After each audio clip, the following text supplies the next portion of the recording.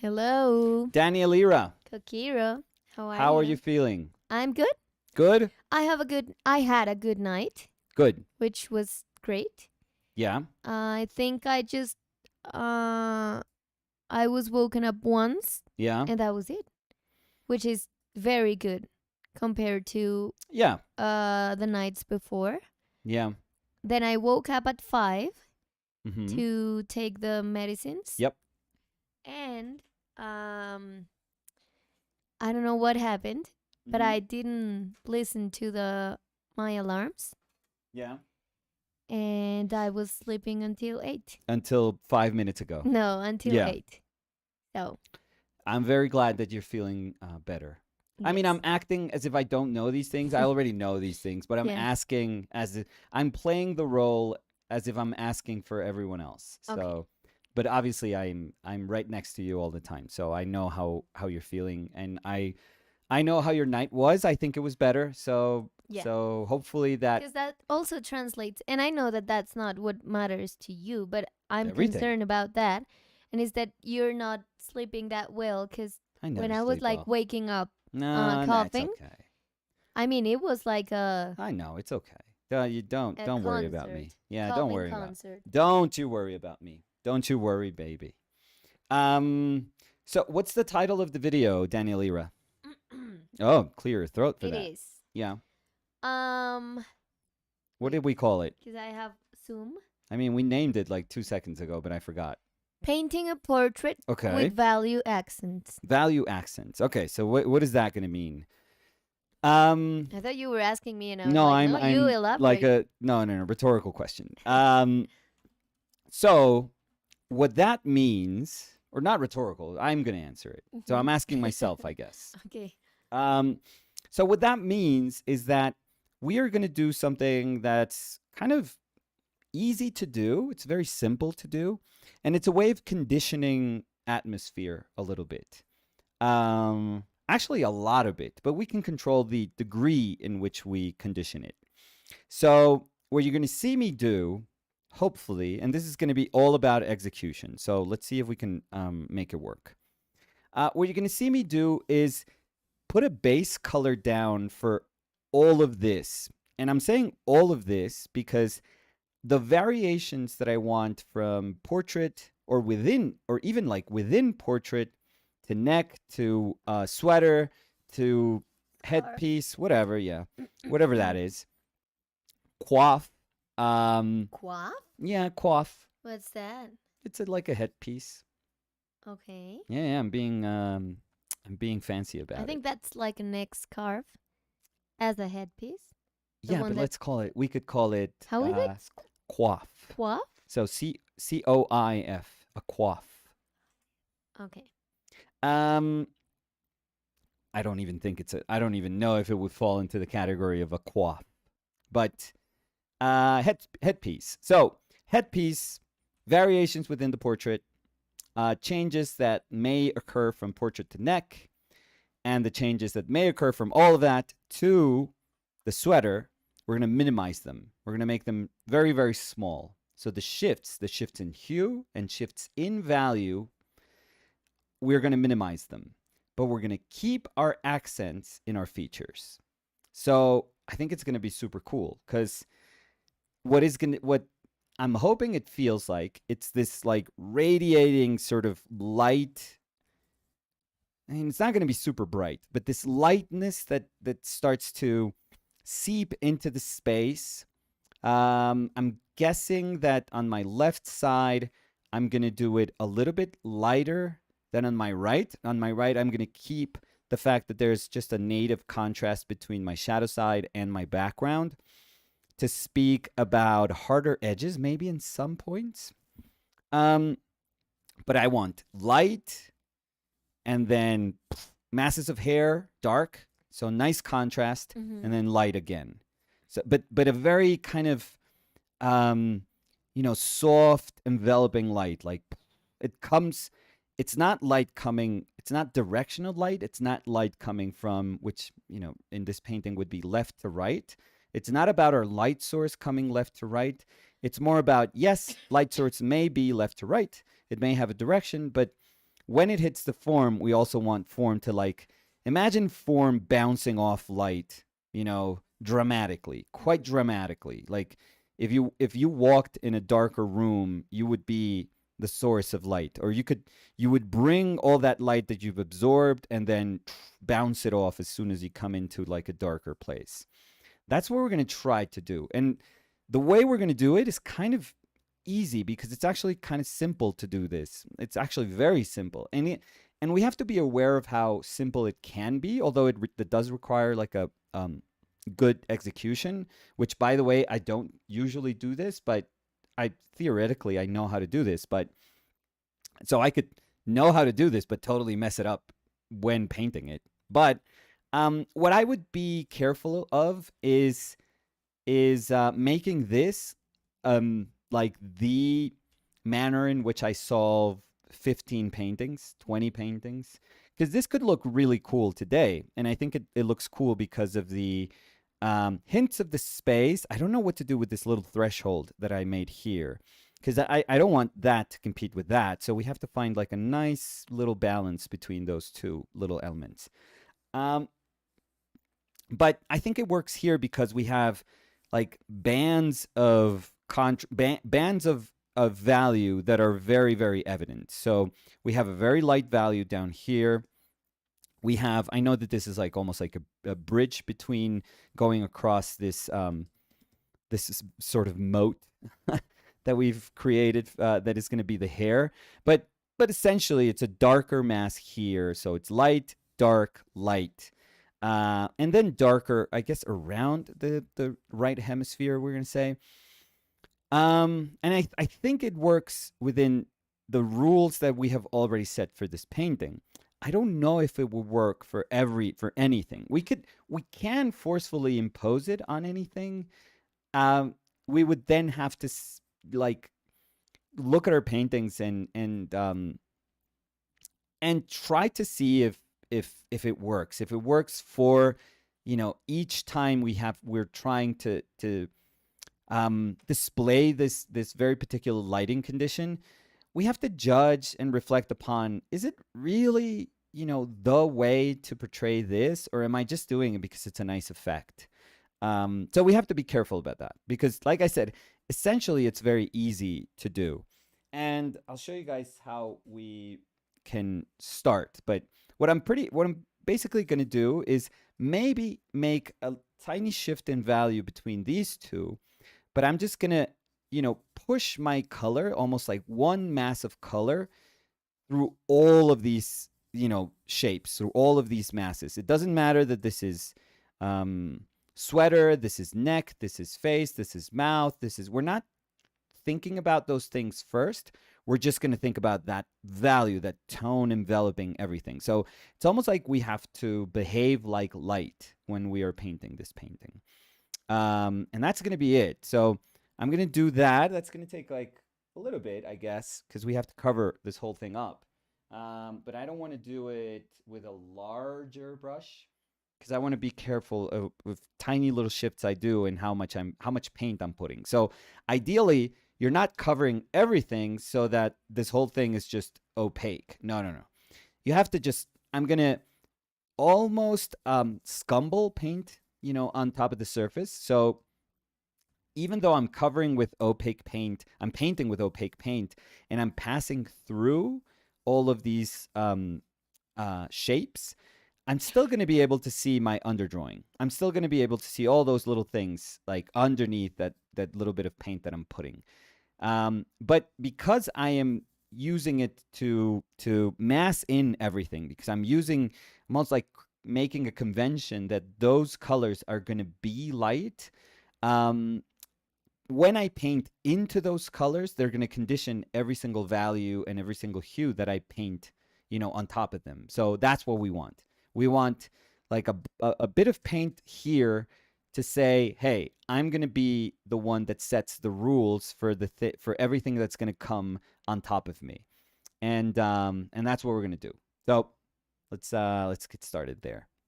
So let's say hi. Please, yes. I have to step out at 11 to take my medicine. So Oh, maybe like please. in 15 Oh, minutes. So I'll no, let take you guys know. take all the time you need, No, no, no. Daniela. I don't need time. I just have to step out for a bit. All the time. Danny's going to be out for an hour, so No, we have to make it no, we have to make it interesting during no. that hour.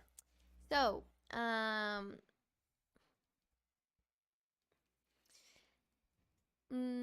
Liat Hey, was Liad. saying hello. Hey, Liat, how are you? So, Liat is a good example of ringing the bell because Liat was here as soon as we started, That's amazing. He which is always the synonym um of being constant. Daniel Martins dice: Buen día, amigos. Hola, Daniel, ¿qué tal? Cody Winnicky was saying good morning. Morning. So today we have Cody with the usual Cody Winnicky Oh, user. not the school. Exactly, not the academy. Although we could plug the academy. Cody remind us with the bird, the sparrow, right? Yeah. But Cody, maybe you can Re- tell us the name, or if you can share it with me on Instagram, if you have maybe like a web page. or So we we could, could, yeah, or or the name, yeah. just to say the name and we can remind people. And the location. Yeah, if they're in because this is like physical space, so they Mhm. would have to be around that area. Margo Delgado dice: Hola, qué bueno que te sientas mejor, Dani, me alegro mucho. Tan bonita, Margo, muchas gracias. Sí, ya, pues ahí vamos. O sea, sí me he ido mejorando, como decía Nicolás ayer, porque yo ayer le decía: no, yo me siento bien. O sea, estoy bien. Y él me decía: no estás bien, estás mejor. Y eso es cierto. O sea, no estoy al 100, pero ahí vamos. Ahí vamos llegando. Y de verdad que dormir una noche entera me ayuda un montón. Mm-hmm. Esther dice: hola a todos, buenas tardes. Hola Estercita. Esther, ¿qué tal? Jakub Trush Trushkovsky Mm-hmm. was saying hello. Hey Jakub. Kong Nguyen was saying hello. Hey Kong. That last name is tough to say. Nguyen. Nguyen. Nguyen. Oh, Yeah, it's tough to say. the E has like a double. Is it Nguyen? Yeah, but the Yeah. E, la E tiene como un triángulo y Yeah. además lo de la ñ. Yeah. Good O friend of sea, mine, Vince Nguyen. Nguyen. Okay. Yeah, I think that's the best or the easiest way to say it. It's close at least. But maybe they can let us know if Yeah. we're doing a decent job or at least a decent effort. Gav Gav. So Katia was saying hello. Mm. Hey Katia, how are you?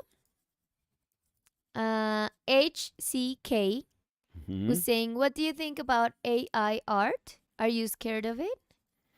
So that's an invitation also. So short answer, no, not at all. I'm fully embracing. Although I didn't pay any more of my subscription. I just paid a month for the Mid Journey. But so short answer, no, not at all. I actually embrace it quite happily, I think. But if you're interested in knowing more about how we feel, this is an invitation to check our channel out because if you look for the video where we talk about AI and then you watch that video maybe, and you watch the probably next 3 videos, I think in all those videos we had conversations about AI. So if Yeah. you want to hear how we feel about it in a far more developed argument, I hope. I don't know if it's a great argument, but we did talk about it quite a bit. It this is an invitation to check those videos out. Yeah. So I'm going to share one of those videos that Nicolas is talking about. So AI discussion. Discussion? No, what's that? Discussion video. So if you want to check it out, there it is. Cody Winnicky was saying like a velatura. Um, yes, but that is how we. I don't know if that's how we describe glazing. So, I mean, glazing and scumbling essentially are kind of the same. The thing is, scumbling refers to an opaque color when you kind of, drag an opaque color thinly over an underlayer of painting, an underlayer of paint, I'm sorry. And you can kind of see through it. You can filter that underlayer of paint through the scumbled layer of color. So yeah, so my understanding is that you would refer to glazing for a transparent color and usually something darker on top of something lighter. Like a darker, usually glazing involves putting darker colors on top of lighter colors, but they have to be transparent. And you would say scumbling when you were referring to something that's opaque. So I think, and you can correct me if I'm wrong, Cody, but I think in theory, if we're being super formal, this is like scumbling. And I don't know if scumbling falls into the same category as veladura, because, for example, for us in Spanish, veladura is glaze, is a glaze. Mm-hmm. So I don't know if you could refer to an opaque, layer, even though it's not perfectly opaque. But I don't know if you would refer to an opaque layer as something that is velatura. But you can correct me, please. Vincent Delanois. Ooh la la. Vincent was saying, hello, Danny and Nicolas. Hey, Vincent, how are you? Ooh la la.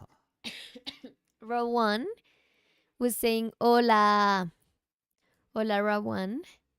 ¿Qué tal? Rogue One. HCK, Mhm. regarding the AI videos, was Yeah. saying, I'll check it. Thank you. Thank you. No, you're welcome. Ibrahim Salah was saying, I always get excited. You know that. yeah. I hear the last name. I always get excited. Yeah, but Mohamed Salah. I mean, if we're getting into Well, he's Salah, not having a great yeah, moment. I was going to say, it's not. Yeah. I don't know if you get excited or concerned. I still love him. I but, do too. I mean, he's an amazing but player, but he's not post shining. African Cup, Yeah. post his 350,000 pound a week contract. Is 350? 350,000. But it was 300. 350,000 pounds a week. He's the most expensive Liverpool player ever. Yeah, I know that. Yeah. Yeah. But yeah, he's not been not great. in his not best great. shape. I mean, he scored. He scored 2 days ago. Yeah, but come on. I mean, there's been that was a gimme though. Yeah. That was a quick play. No, and he did ball it. over I the mean, top. Luchito heads it down for Jota, and then Jota's just a perfect pass for Mo. But Mo, I don't know if you remember, Mo tried to control it, and it actually went too far. He fumbled that control, so he actually had to rush a little bit, and that's why he has to sweep. And when he kicks the ball, he has to sweep. So he ends up. Yeah, I don't know if you remember that, but I remember like scoring sometimes when you have to like sweep on the floor, like you actually have to throw yourself to the ground to try to kick a ball. Yeah. But that usually means you're not in control over the ball, Yeah. of the ball. So, I mean, he does a good job at finishing that play, but that play, because I think that the hard part, like the complicated part, is that the majority of plays that they try to construct by his side, yeah, they lost the ball yep, because he can't like construct the play anymore. yeah, He just like loses the ball. yeah. I think he needs this is something that obviously Klopp is trying to make a transition towards the future, and they see the future with Harvey. But Harvey, you can tell that Mo doesn't feel comfortable with Harvey on the right side. And what you would get usually in the best of cases, it would be either Thiago playing, like Thiago can play left, center, or right. He does favor left, but he could be on the right, and he's amazing. He's incredible. Yeah. I mean, it's sad how much we depend on Thiago, like how different Liverpool is, like how much ability they have to like go past lines. I think it's because of he has a brain Oh yeah, for he's amazing. plays. Yeah, he's incredible. I mean, the best person for that, like the best player for that, in my opinion, will always be Iniesta, the brain. the brain. Yeah. Exactly. But Thiago knows how to build. Oh yeah, but it's very sad because you kind of think, oh, if he's not playing, we can't play. And if you look at City, for example, like if De Bruyne is not playing, because he would be the equivalent kind of to, well, Thiago's not so attacking, so like so much of an attacking No, but I player, get why because you're. De Bruyne scores actually a ton of goals. Thiago doesn't, but Isn't it the Bruyne? De Bruyne, I don't know, De Because you're Bruyne. going with I'm saying the E. De Bruyne. I don't know how it is. Me neither. But when De Bruyne is not playing, they have Grealish, they have Gundogan, they have Bernardo Silva. Oh yeah, I but mean, you're they talking have, about the the team probably that has like five players that can take up that role. Yeah, but I was gonna say that you're talking about the team, Mm. the club that has like 4 complete teams. Oh yeah, I mean, they could like switch and they have perfect. another starting 11. Yeah, Exactly. it's crazy. So It is absolutely crazy. But yeah, it's hard to see how Liverpool depends so much in Thiago's brain. Yeah, and it was supposed to be that Keita was gonna be that other player, but he's not. Again, isn't it Keita? I think it's Keita. Really? Yeah, Okay. I think. But I mean, we always have these discussions. Yeah. Every single match. I'm like, is it? yeah. But I don't trust my pronunciation. Yeah. Because And even if they tell us, like it's I'm gonna tough. forget Sometimes it's very hard to like. But I don't know if Keita has an accent in the A, so I don't know. see.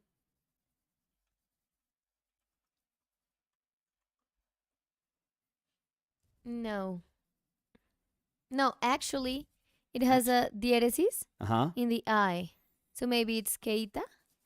Yeah, yeah. Probably the best way to do it would be to find a video where they ask him how to pronounce his name. Yes. Yeah. But I we think we saw did a video with De Bruyne, and I forget. That's what I was gonna say. I've forgotten We how did to the say it. same, and I think it was De Bruyne. De Bruyne. Yeah. De Bruyne. Yeah. Maybe I'm doing it terrible. Yeah. Maybe if there's Maybe if De Bruyne maybe if there is here. there are Dutch Belgians here, they can help us out, because I don't think there's a lot of like French in that name. I don't think it would be like the French Belgians. So But let's go back to oh please, Ibrahim Salah. Yeah, maybe he's like, oh my god, Yeah, I'm so every single very time. sorry. Very very sorry. Ibrahim Salah, you're not sorry. Well, if we could talk about Salah. But before I think I'd do a good job at that. before Ibrahim Salah's question, I'm gonna address Cody Yes. Winky, who's saying Salah has been breaking my heart a bit so far. Yep. Yeah. Yeah. So, And he broke Liverpool's bank account. So yeah, finally, Ibrahim Salah was saying, what should an artist do until he makes money with his art? Art takes time to get good. People will see him as loser until he makes money with art. If he gets second job, he will not have time for art. You could find a job in art. That's how I always thought of things. So my first job in art was Voy por el working. antidote. Yep, was working at a mural painting company. So I mean, that was a job. That was an art related job. So I never felt that I was sacrificing, my love and my intent to always work in something that had to do with art by working there. So you can always try to find something that seems like it's not a huge departure on what you do. But to be honest, I also feel that if you have to work on something else, um, I used to cater like openings and parties, like art parties. I used to sell fruit in like markets, like in the weekend markets, um, like street markets. Um, if you have to work on something else, then go work, and that's fine. And if you can't paint as much as you would want to paint, that's totally okay. Like what you have to do is that when you paint, you have to remind yourself that this is something that you love and you're going towards it. You want to paint or draw or do whatever it is that you love about art because this is something that you really, really love. Um, and you go do it. And if you have 2 hours, each day, each one of those free days that you have, then make the best out of those 2 hours. Like make them count. Don't paint things that don't matter to you. Like paint things that matter.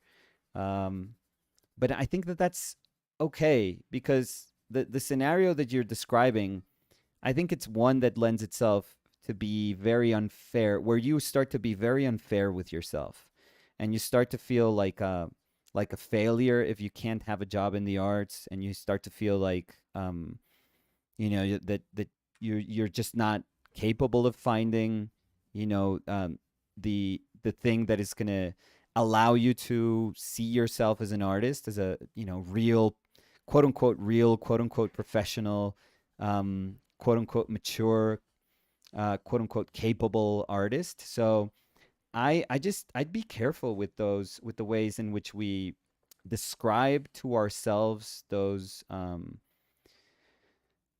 those conditions, um, because I don't know. I don't think anything good comes out of just saying I'm just not good enough to find like an art related job. Um, but it doesn't matter. Find something that maybe, or maybe you find a job that's not that is a little bit more friendly with your time, that gives you a little more leniency with free time. And it may not be a great job, but what it does, it's you can pay whatever obligations you have, and then you have a bit more free time that you're going to be like, yes, I can now paint, I can now draw my comic book pages, or you can do whatever it is that you love doing. But don't ever feel like a failure, or don't ever feel like that the reason that you're not able to get those jobs is because you're not good enough, or that, or that you're just not, like, they just see you as somebody who's not worth giving a chance, or granting this opportunity to do this job.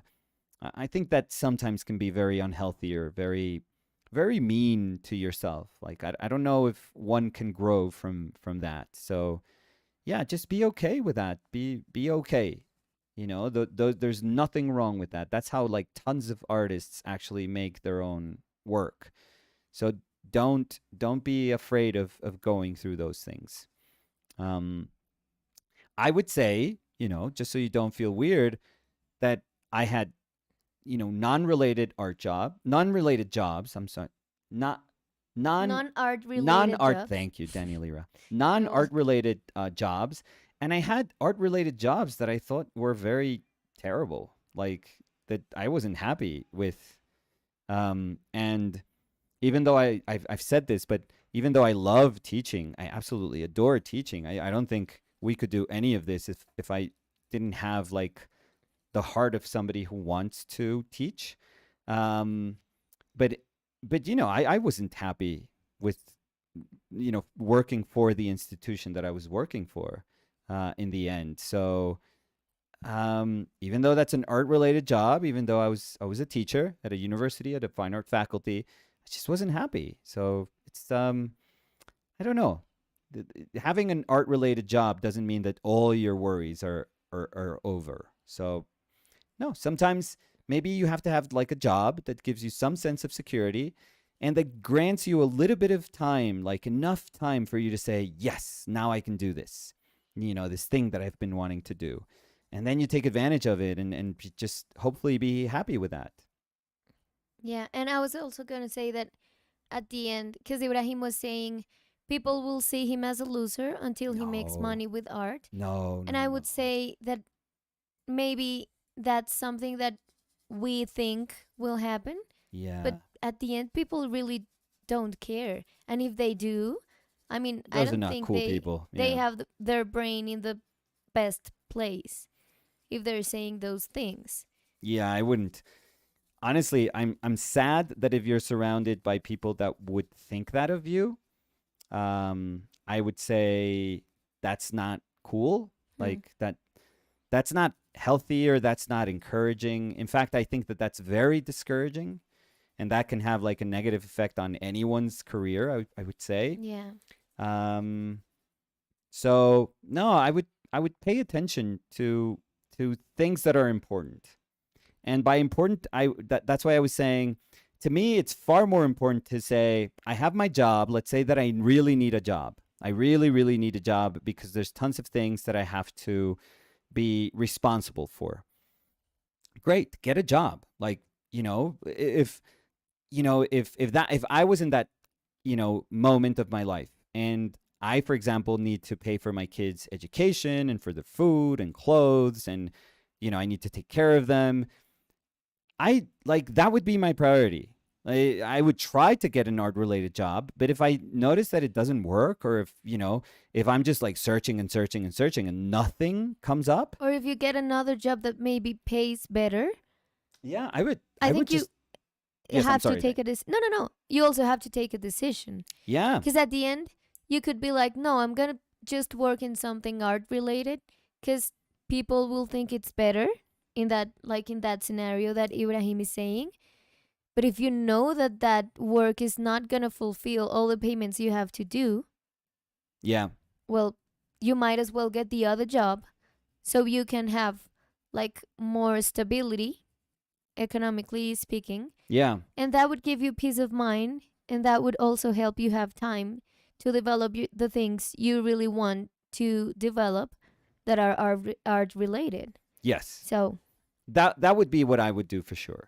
Like, and knowing the nature of my responsibilities, which most of them have to do with my kids, I would say 1,000% I would get a job, and I wouldn't care like about anything else. Like I would pay no attention to anyone that was shaming me because I didn't get an art related job, because to me my pride would be being able to take care of my kids, and not like that to me is, as a human being, what I would be proud and of. that gives you peace of mind. Yeah, yeah, yeah. I wouldn't be able, thinking of any other scenario where maybe it is an art related job, but I have to struggle to take care of someone fed. Like I don't want that job. Like what Danny's saying, like if that's not providing me with like tranquility to like say, oh, look at them, like I was able to pay for this, I was able to pay for this. If I don't have that, then nothing else would matter. Yeah. Nothing. So yeah, And just also, I mean, if you, for example, you, Nicolas, if you get another job, it's not like if it's not art related, then you're not an artist anymore. Then your talent just like is taken away from you because of that. yeah, no, I no, think it has nothing to do with that. nothing. And there's tons of artists and very talented artists that have many jobs. Yeah, yeah. And they are absolutely amazing artists. And that has nothing to do with them only having art related jobs. Tim Wilson was working. He's one of the artists that I respect most in my life. I feel I absolutely adore Tim's work. I think he's a genius. I think he's super passionate. I think he's intelligent. I think he is committed in a way that not many people are committed with their work. Tim has been super open about having to work in construction. He was helping build houses in Maine. He was herding goats for a while. Mm-hmm. I remember him telling me, I was like, "Are you serious?" And he was like, "Yeah, I'm taking care of these goats." And I was like, "Oh, take the shit out! Like, take like care for those goats. Yeah. Like Also, Ben. care the shit out of those goats. Yeah. That's what I was trying to say. Like, and that's he understands it. But if you look at Tim's work, that's never ever had like an impact on who he is as an artist. Never. Or it can in the good way. Yeah, exactly. Like a bad impact. Yeah. I was also going to say, for example, Benjamin Björklund. Yeah, yeah, He has had different works and he's still like an amazing artist. Like one of the best living artists, painters for me. yeah. So, Ben has been open about. He said this publicly, but he volunteers at a geriatric psychiatric hospital. So mhm. this is not even like a job, like a retail job or something like that. This is a tough job. I mean, this is something difficult, and he does that because that's the person that he is. Mhm. So, and yeah, what Danny's saying. But the thing is, when he sits down and he wants to do a watercolor of a frog, he's like, I'm gonna like watercolor the shit out of this frog. Like, Mhm. I'm gonna make the best frog I've ever made in my life with this moment that I have when I do this. Yeah, and I've never heard anyone saying, "Yeah, I thought he was great." But then I knew that he's not like a full-time artist, but he's also working in other things. So I don't like admire his work anymore. Yeah, No, never, ever. no. He's Hen- just amazing. Henry Darger. Henry Darger was a janitor all his whole life. hmm So there you go.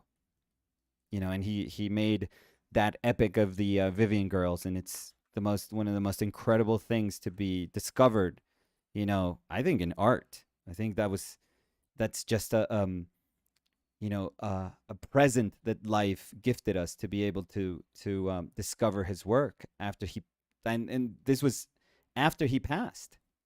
So there's fascinating things that can happen, and they don't have to depend on you having a job, or they're not dictated by you having a job. That doesn't There's people that have art jobs that are terrible artists. Hmm. Like, having a job in art has nothing to do with how good you are, and it doesn't validate you at all. So Yeah, and I'm maybe reiterating in what you were saying, but when you were talking about you as a teacher in an art faculty, you didn't had time to paint. no, Even I mean, you were a painting teacher. I don't know, yeah, but you couldn't paint. yeah, I was painting very little. So having an art related job does not mean that you're gonna like develop your art. Because maybe you're doing something that has nothing to do with what you want to be as an artist. So, um, let's see.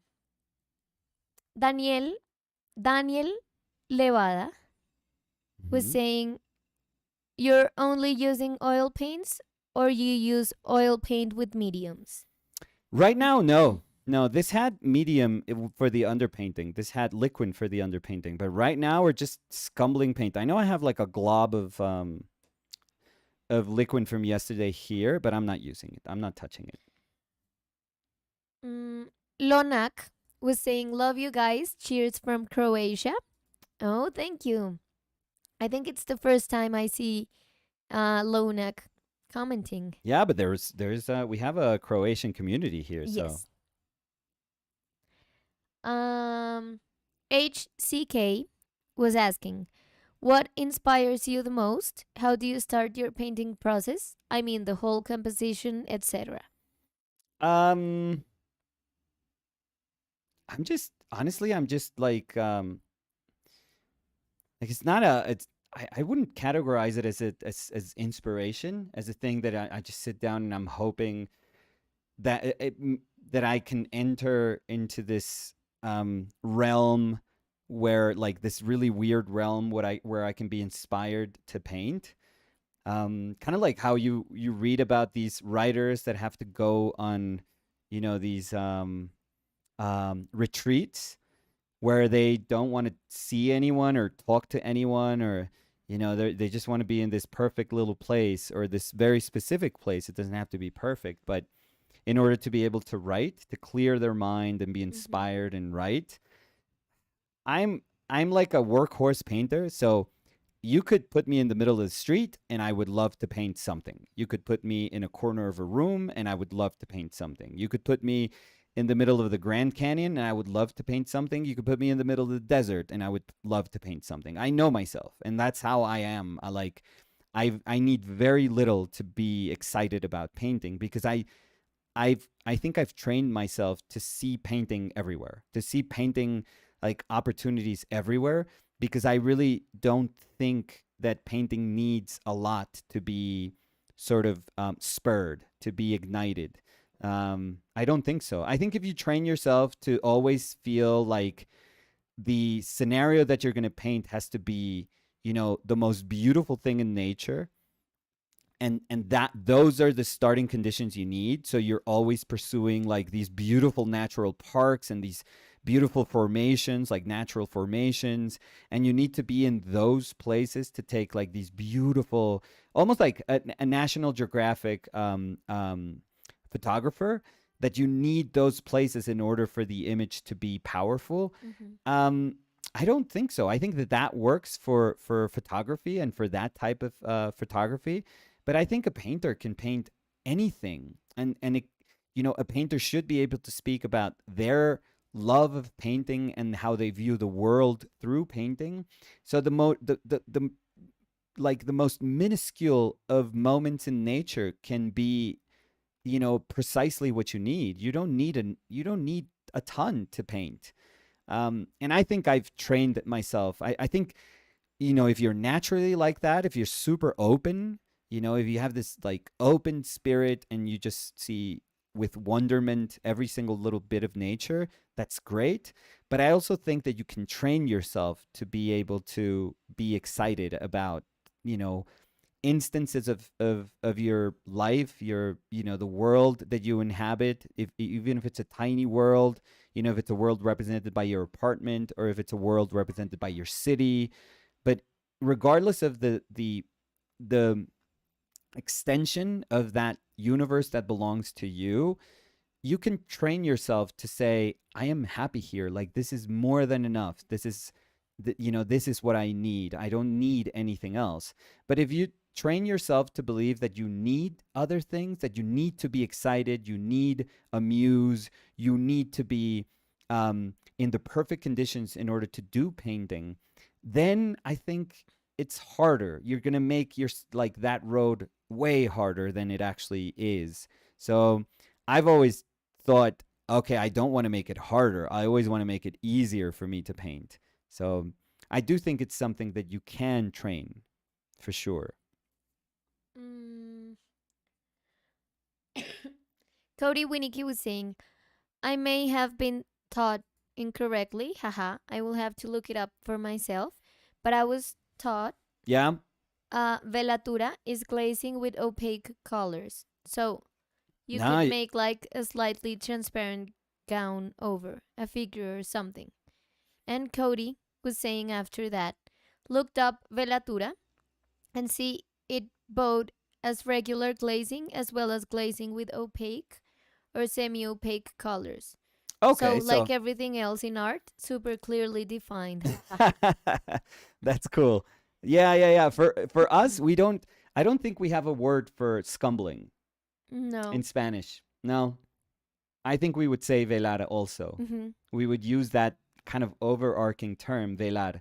But I actually like the word scumbling because it refers to a different like nature. Like, because in painting you get very different results from scumbling Yeah. than you do from glazing. So, when I think of glazing, I think of Maxwell Parrish, I think of Millet, the Ophelia, for example, and a Mm-hmm. bunch of other Victorian painting. Um, or I think of glazing in Van Eyck or in Titian. But when I think of scumbling, I think of something completely different. I think of far more kind of like expressive paint or like initial layers of paint that seems to be more like ebosh layers of paint. But I don't really think of glazing when I think of that. So, yeah, I I'm grateful for the tiny little bit of difference that there is between those two terms because they do speak about something quite different. I have to be honest, the first time I heard scumbling was because of you. Yeah, Yeah, and I was like, what's that? I don't remember who Because taught. in I don't remember who taught me that, but because I again in Spanish, as you were saying, it's veladura. yeah Always. yeah we don't have like a term that could apply. Yeah. But you're right. It's good to have two different words Yeah, because they are very different process. They as you were saying, they end up looking very different. yeah, the result is quite different. I wonder if there's could you check? I mean, Mayor is not a Bible. Mayor is not flawless. Could you check?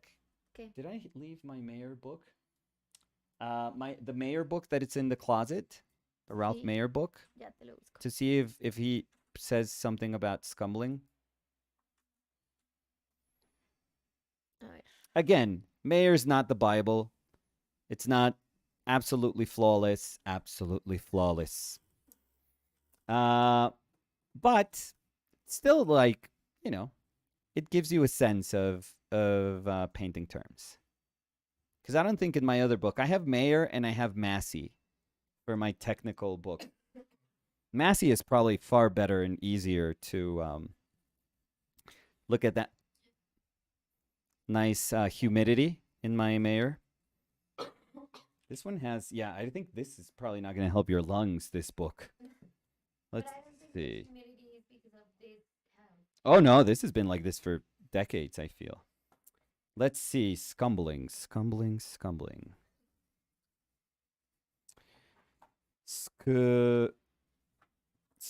Scumbling. 248. So there's like a tiny mention. So let's see. 248. Okay, scumbling. This term generally refers to the use of thinly applied transparent colors of a lighter value over a transparent or opaque layer of a darker value. Fuck. It is somewhat vague. It is a somewhat vague term, usually applied to the rather wholesale daubing of an entire painting. Oh, okay. So maybe this. Yeah, okay, could be. Or considerable areas of it with a thin coating of color in any medium, while the term glazing it always implies carefully controlled placing a thin transparent layer of more definite composition. Scumbling is done over a coat of paint that has become dry to the touch over an isolating varnish with either glazed medium or straight opaque oil color, so kind of doing that. The paint may be applied with a brush or the surplus wiped off with a rag. We did that for the hair. Leaving a uniform coating of the desired tone, or it may be stippled or rubbed on with a brush, dabber, rag, or with fingers. So it is a somewhat vague term, Cody. Thank you. Thank you, Danielira. I hope the fungus in that. Maybe that's the cure. So yeah, I'm gonna still keep using it in the way that I was taught, but yeah, I need more bibliography to feel like I'm using it properly. Then So Tintin Tintin, was saying hello, Danny and Nico. go Glad to to have bed, caught Tintin. you live before midnight.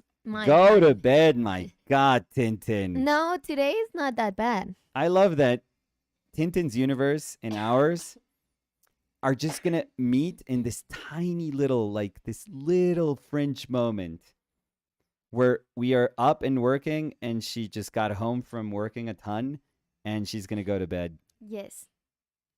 Tintin, the famous producer. Paulo Vasquez was saying good day, Danny, Nicolas, and everyone. Hey, Paulo. Cody. Oh no, already read that. That was that Salah was breaking Cody's heart. Nicolas Mijarovic, number 4, was saying hello, everybody. Nicola, how do you say number Hey, 4? Nicola. How do you say number 4? How do you say number 4? Well, yeah, not in English. Like, I would love if he would Number just wrote 4. number 4. Yeah. What are you talking about? Like, you said it perfectly. Rawan was saying, as someone who speaks Arabic, I think you did a 7 out of 10 job at pronouncing Salah. Ibrahim Salah. Mohamed Salah.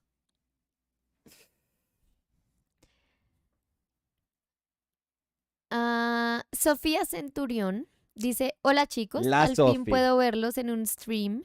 Me tuve que quedar en casa hoy porque estoy malita. Hablando de eso, espero que Dani esté mejor. Ay, gracias, Sofi. ¿Qué tienes? ¿Gripa también? Todo el Es mundo con gripa en COVID. toda América Latina. Julián Cabrera was saying hello. Julian. Hola, Julián, ¿qué tal? Lara was saying, how you doing? Is it Lara or Laura? Lara. No, I'm just joking Lara. because there's in Tomb Raider, Lara, a lot of people, there's a debate. Lara Croft, Laura Croft. Okay. So a lot of people, it's almost like a Mario. Mario? Some people say Mario. Mario? No. Like Mario, like Mario. Jersey. Mario. That- But for me, it's Mario. Well, yeah, for us, it's Super Mario. Yeah. Mario. Trini Roy Key Reyes was saying, hi, Gam. Shouting out to you and everyone in the house. I'm going to say fam. Maybe it was fam. But let's say gam. I like that. Yeah, I would love it. It was ham.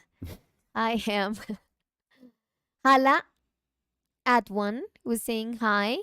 What do you think of Ron Hicks? Very good.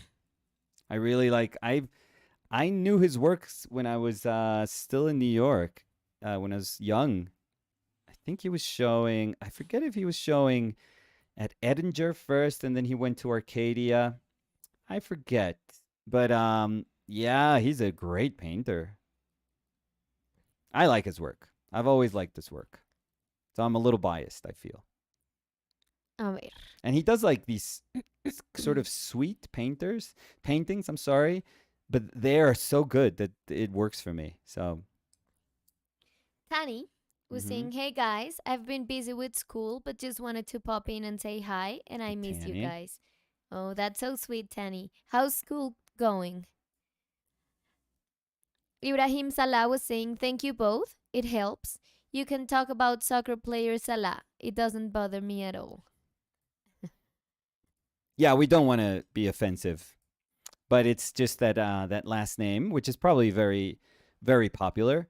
It means something special in this household. So Well, I am Daniela Ocampo Diaz mhm. and No, Luchito. yeah, I have no. I'm stretching it, but Yeah, I have no. There's not a lot of Uribes in. or Benninghoff. Oh, Beninghoff, no, that's Yeah. not even close. But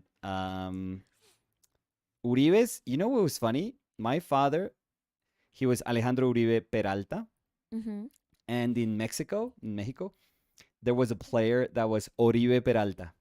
Oribe? Uh-huh. Ah, sí, sí. Yeah. Oribe Peralta. And pensé que ibas a decir que el Chichi Peralta. Well, no. So that always made that I was always just making fun of my dad with that. But with Peralta, Peralta is very. if I think It's well known. Peralta, I think Chichi Peralta. You know, Uribes are usually. Uribe is also a name that you find in the Caribbean. So there's a lot of like Cuban and Dominican baseball players. Mm-hmm. So that's the one sport that I've noticed has more Uribes. And Ocampo. Ocampo? I don't know. I don't think I've ever heard I'm Googling. a football player, Ocampo. And it says Ocampo is the surname of Galician origin. Okay, so it's still from Spain.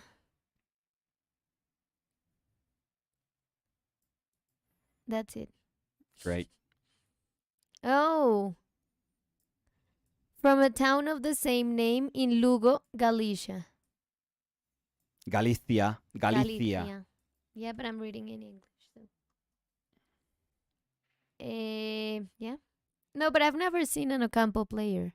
I know Uribe is like Vasco A in ver. Spain. Yeah, I'm pretty sure. Eh, Uribe surname definition. One who came from Uribe, town or city in Spain. Found in Álava, Vizcaya, La Rioja, Santander, and Extremadura. Sí, del vasco. Yeah, yeah. No, Viene I de remember Giri that. o Uriberri. Uriberri. Uriberrimo? Uriberri dice. Meaning village, town or city. Nice. Comes from Uri and Be and is Basque Mm-hmm. for place below the village. Good to know. Yeah, so my people were from not even the village, but a place below the village. Yeah. The village. Let's see. Carla Anglada was Mhm. saying hi everyone. Hola Carla. Hi Carla. How are you? Anglada as in anchored to the bottom of the sea. So Carla is from forgotten cities that are now in the bottom of the ocean. Now you're gonna decipher everyone's surname origin. No, just the ones that I know. Leaf Veiled Boy, Mhm. Ricardito, Mhm. dice, chicos, qué bonito, qué interesante esa capa blanca. Dani, se te ve bonito el pelo en colita. Espero que estén bien hoy. Ay, Muy gracias. linda, sí. Gracias, Ricardito. Muchas, muchas gracias. Ricardito as in gift from the heavens. Ujú. Y yo, Emily was saying, hi guys. The painting looks so cool. Hey, Emily.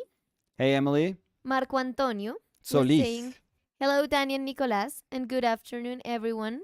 Marco from Brazil. I was thinking how amazing it would be to see Nicolas make some quick drawings, 15 minutes, and how he approaches the basic construction of the drawing. I haven't drawn quick drawings for in a while. I could what could I do to do that? No, we could do that. I have that drawing pack. I have a couple of drawing packs from ArtStation. But I think Model you packs? did. No. I'm remembering the one you did Yeah, of you. me with exactly, and that was like 15 minutes poses. Well, yeah, but those were thinking, not just not trying to do like drawings. Yes, but I mean that's like I Yeah. was going to suggest that video because I think No, let's do a newer one. I would want Okay. to do a newer one. I will still suggest that one. It's not But we great. could do it. Is. No, it's not great. It is. 15 minutes. No, but that was like bread and butter for me when I was teaching figure drawing. But I haven't done that in like a little bit. Bread and butter. Bread and butter. Yeah. Bread and biscuit. We. Are we out of biscuits? No, we have. I have to be honest. What's that? You know me. Oh, I'm now always you're like an altruist.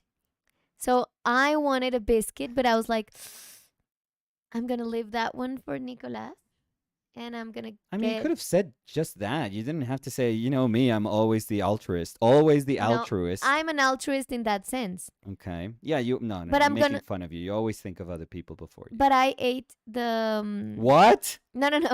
El pan blandito. Okay. So The we have soft 4 bread. biscuits. Okay. So I have 4 biscuits. No, you have 3. I have 1. Okay. No, I'm joking. There's 4 biscuits and there's 2 pan blanditos, I think. But I have to order more. I realized I don't know It's how a good healthy they are. They're table. pretty bad. they have no. I mean, No, they're to pretty be bad. honest, Nicolas, I think it's better to eat that Yeah. than to eat like the bread we buy from the store in a sandwich. Well, And I think I don't know. you've I been think eating the honestly, I think it's a biscuits close. instead I of think the it's a other one. close race. No. I think so. And we're not eating it that much because we also have to like turn on the oven and all that stuff. So because of the hard work, we don't well, we don't eat it that much. yeah, Yeah. I feel bad. I'm gonna order them again.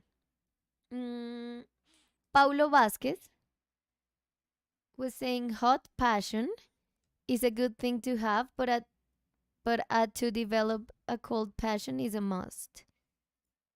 Okay, I need more Regarding context. what, Paulo? Yeah, I need a little bit of context for that one. What is hot passion as And opposed to hot? cold passion. Yeah. Hot passion. Cold passion. That sounds like the intro for like an 80s TV show. Hot passion.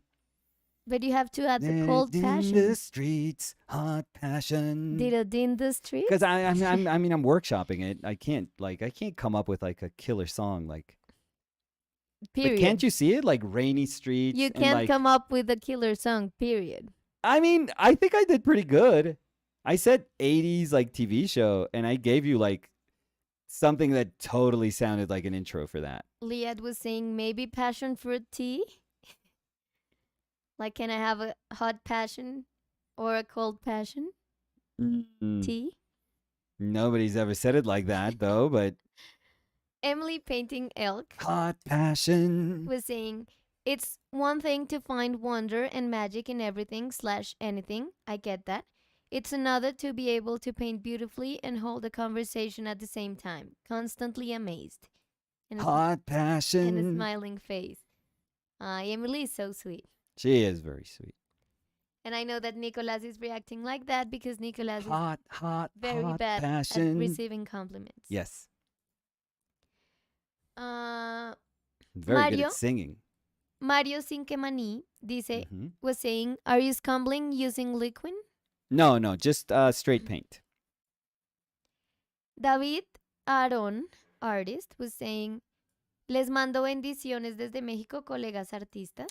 Muy amable. Hola David, ¿qué tal? David. Saludos hasta México. Uf. Muy lejos México para la salud. No, Nicolas Mijarovich. Okay, number 4. Let me see. Mhm. I need to hear this, Danny, because you have Because really you were good. asking, how do you say number 4? Okay. Danny, this is you.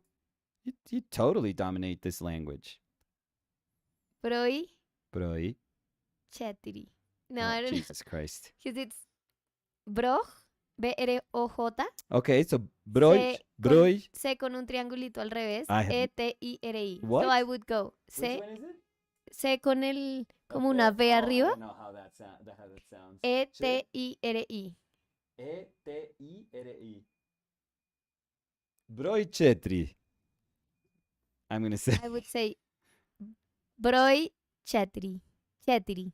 So you pretty much Chetri. copied exactly what I said said. it before. Oh you my said it. God. Nicolas, you're Oh, copying not me an because I was ounce the of first one. I said originality. Broj Chetri. And then you were No. like, what is it? I would go with Broj Chetri. So you just So that's said what I the sound same. like? Yeah, I would go with. What is it? And Nicolas Mijarovich was saying the worst word ever. What, our pronunciation? No. They or- were saying this since the beginning. So I think when we did the pronunciation, it got worse. Oh, God. Let me do something. What happened? Is it moving? A little bit? The thing is that sometimes the cable Yeah. of the card Yeah. is touching the chair, so it moves a little bit. So I just took it out. Hot passion. Guillaume Lorel Guillaume. was saying, love the reading part, haha. Maybe add more frequently some reference to things about theoretical / history in art that you have discovered. Sorry, I'm a nerd. Add in your lives, I mean. What was that? I didn't. When you were reading the book, I think they were saying that it's Oh, that you oh, added. sorry. Oh, okay. Sorry. Yeah, sometimes we take some things for granted, or I take some things for granted because and it was nice that with Cody we were trying to figure out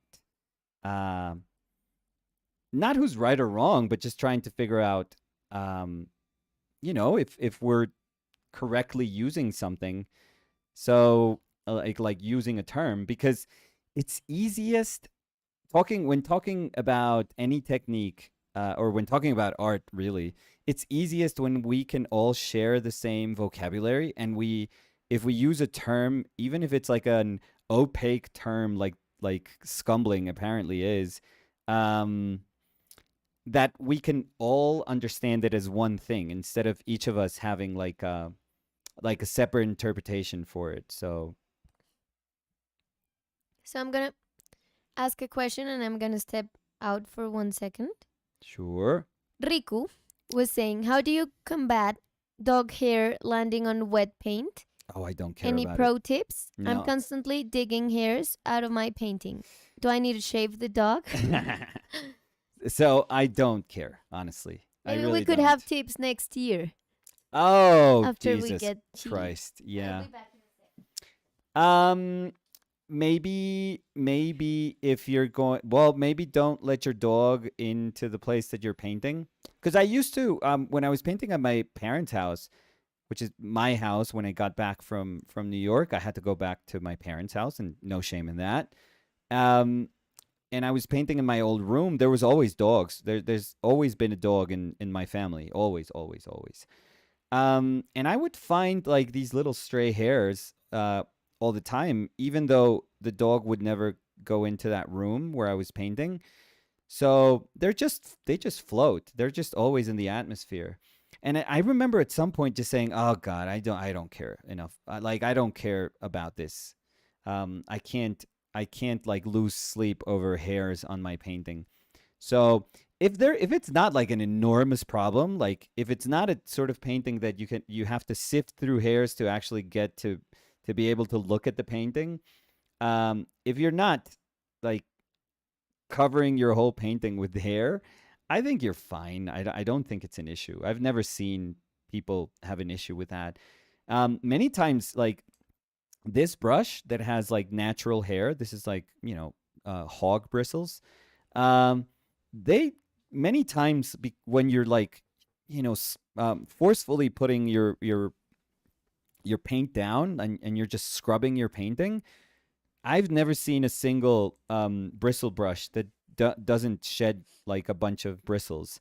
So I don't know. Just think of them as like, what's the difference if a hair comes from like a sable, or like a sable brush, like a Kalinsky, um, um, little rat, or what's the difference if it comes from a pig, or a bison, or a squirrel, or a dog? Like, who cares? It's all the same. So it's fine if your brush does it, I feel, and it's fine if your dog does it. I mean, it's okay. I don't know, or your cat, I'm guessing. So So, I wouldn't. I honestly wouldn't care too much about that. Ricardito Yeah. was saying, Riku, I normally vacuum and clean my ceiling fan, and while the painting is drying, I face it towards the wall or away from direct air currents to make it more difficult for hair to land on it. Also, brushing your dog more often helps a lot with extra fur.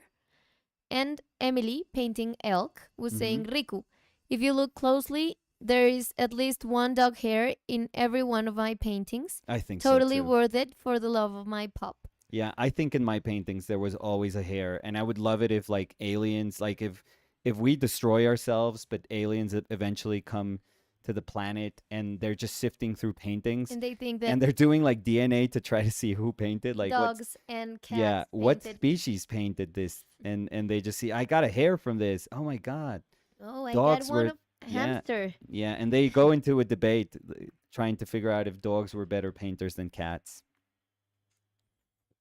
Perfect. Perfect. Sofia Centurion was saying the dog hair is part of the soul of the paintings. Haha.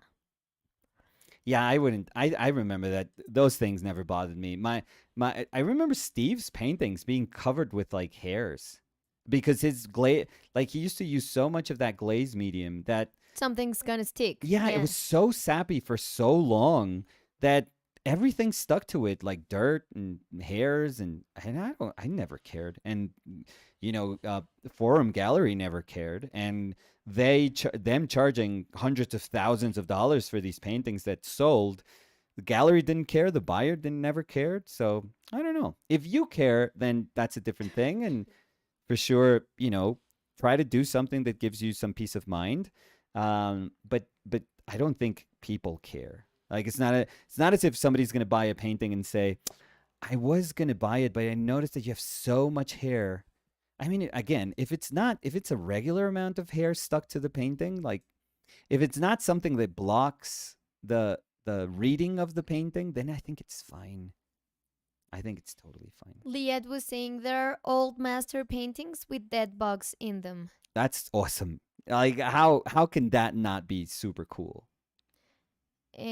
Sophia was saying, my dog lost lots of hair always, and you have to live with them. Part of the experience. Anyway, it's almost impossible to control them. Yeah. Um, Gabriel Pozo was saying, haven't flies been found in Hudson River school paintings?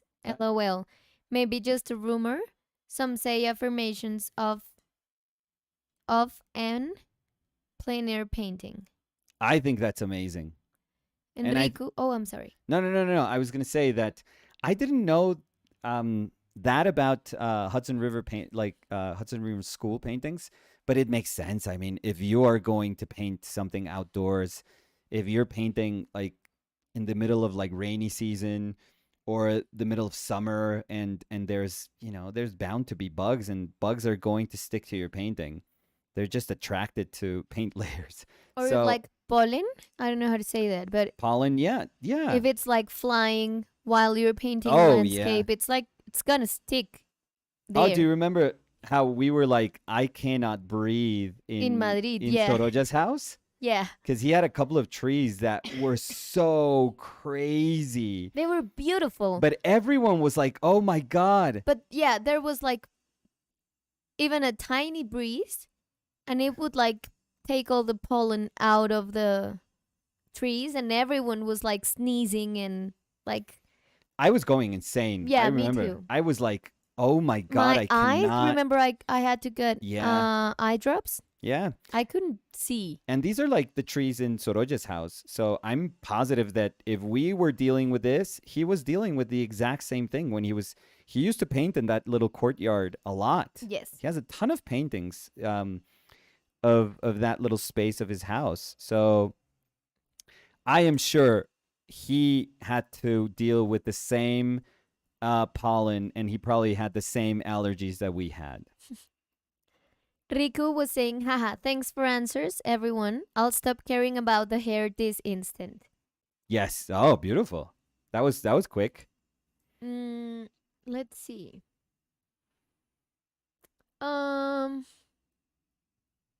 Irvin Torres Art was saying, hello everyone, que bien luce esta pintura en este punto. Uf, todos enfermos, jajajaja. Todos apestados, el planeta. Sneha Sima was saying also, could you expand on the online classes of 2023?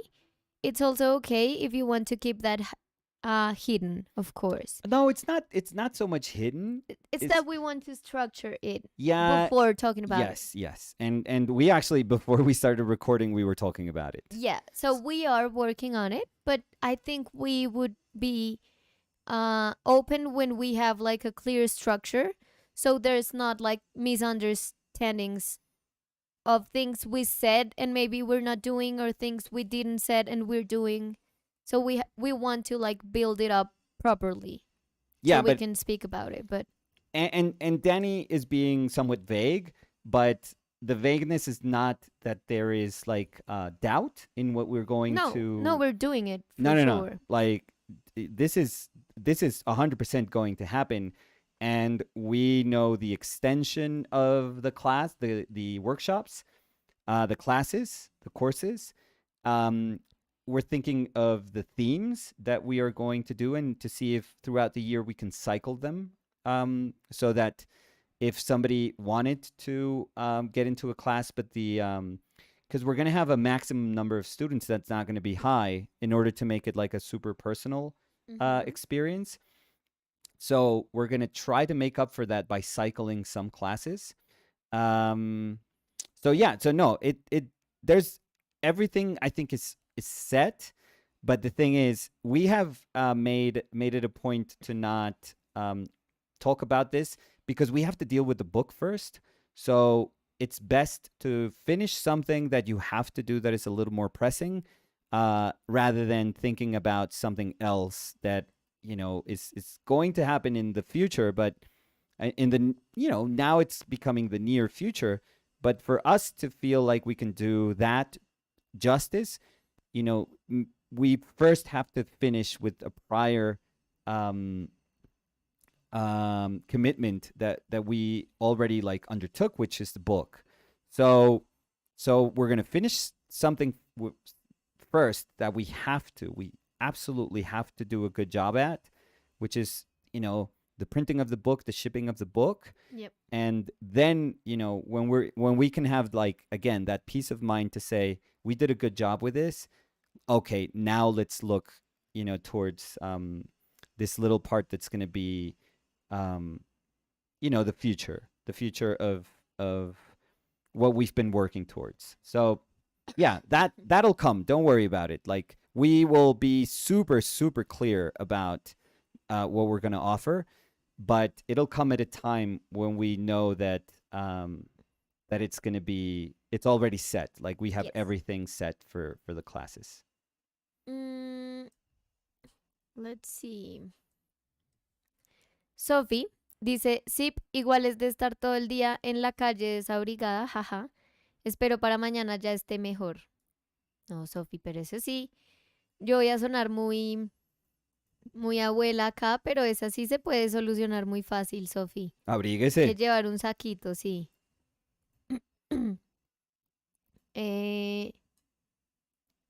Rowan was saying, I like how the titanium white is giving a bluish cast on top of the underpainting. And Rowan was saying, do you premix liquid with the paint? No. But the white that I'm using, remember, is a white that has dryers in it. So, or it's a fast drying white, better. And I do think there's a in the M-gram white, there is alkyd medium in it. I'm not entirely sure, but I do think the drying comes from alkyd medium and not quite from dryers. I think with the Michael Harding, it does come from dryers. Gabriel Pozo was saying, hello everyone. Hope you're all well. Hey Gabriel, we're good. How are you? Sobaka was saying, hi from Lviv, Ukraine. Hey, how are you, Sobaka? How you doing? How you doing? How you doing? That was Did terrible. it sound terrible? Yeah, you didn't do the Joey right. How you doing? How you doing? No, that's even worse. How do I do it? No, we can turn the page. How you doing? Oh, that's like so sad. Chris Patel was saying, hello. Hi, Nick. How are you? Seeing you after so long. Oh, that's good to know that you're back. They were saying, how you doing? I'm doing good. Hopefully, yes. Pedro Vicente dice, buenos días. ¿Vieron mi retrato de Nico al final? Se los mandé ayer. No, yo no. Yo sí. Ay, a ver. Yo súper feliz. Y me gustó la música y todo. Me sentí como una mejor versión mía. A ver. Sí, Ay, no, yo no. me sentí, se lo mostré a mi familia. Es que Dani está desenchufada porque está convaleciente. No, y la verdad, yo Instagram miro, pero yo no sé porque yo no tengo la costumbre de mirar los DMs. No, porque no te importa, linda. Ay, no digas eso. En cambio, yo sí respeto nuestro trabajo. Ay. Primero es un chiste, obviamente, lo que Nicolás está diciendo. ¿Estás diciendo que la obra de él es un chiste, mi amor? Uf. Mi amor, ¿puedes cortar el chiste? No está chévere. Uy, qué fuerte, qué fuerte. A mí sí me gustó. Real. A mí sí me gustó.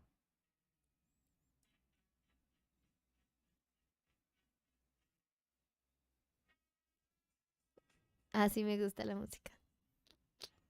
Está muy chévere. Miras algo más como sexy. Ay, tan bonito lo que dice. Sí. Muy agradecido. Ay, un like. No, yo no lo había visto. Sí me gusta la música. No, mi amor. Pasó ahí. ¿Qué pasó ahí, Así, linda? así suena. Así suena si tu abuela trata de cantar eso, pero... Uy, perdón. Traté de toser hacia otro lado y tosí en todo el micrófono. Em, no, yo no lo había visto, Pedro Vicente. No sé si ayer Pedro nos dijo que lo había mandado. Creo que no, porque si no me hubiera dado cuenta. Eh, Nicholas Mijarovich was saying that was great, Danny and Nicolas. You guys are naturals. Oh, so we did a great pronunciation, Nicolas. Yeah, I did a first No, I'm great gonna replay pronunciation, this because I read it and I first, guess you then followed. I did, then I read it like Mm-hmm. I spelled it, Mm-hmm. and then you said exactly as I did. So you have to try harder, Nicolas. Mm. Copying is not succeeding. Gloriana Castillo dice, hola Dani y Nico. Hace algunas transmisiones en vivo hablaron sobre un podcast o discusión sobre el AI en arte. ¿Cuál era el nombre del podcast o el artista que hablaba Mm. de esto? De Dave McKean, y el Ujú. podcast no me acuerdo cómo es que se llamaba. ¿Puedes buscar, Lindita? Sí, estoy mirando.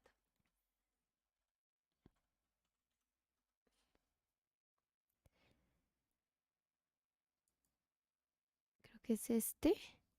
Si me dices el nombre, yo me acuerdo. The Virtual Memories Show. No, No, no, no, no. no, esto, no. No, pon Dave McKean Podcast AI. Literal, eso escribí. Dave ¿Sí? McKean AI Podcast. ¿Y no te lo mandó?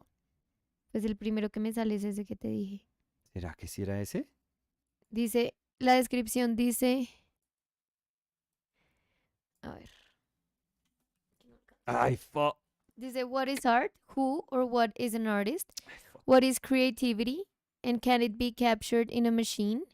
Dave McKean's amazing new book, Ah, sí, de Prompt pronto. Conversations with Artificial Intelligence, Sí. tries to tackle these questions. Entonces, de pronto, si es esta. Mírala, de pronto te acuerdas si ves la imagen. Es que esta es la imagen y esta no me acuerdo de haberla ¿Cómo se visto. llama el host? The Virtual Memories Show. Déjame ver porque yo lo seguí.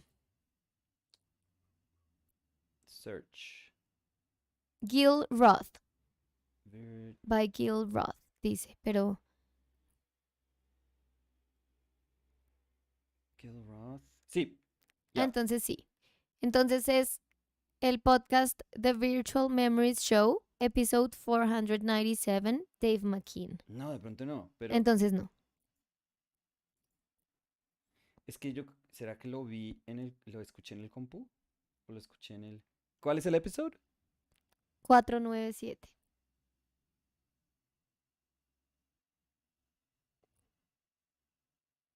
Hmm. Hmm.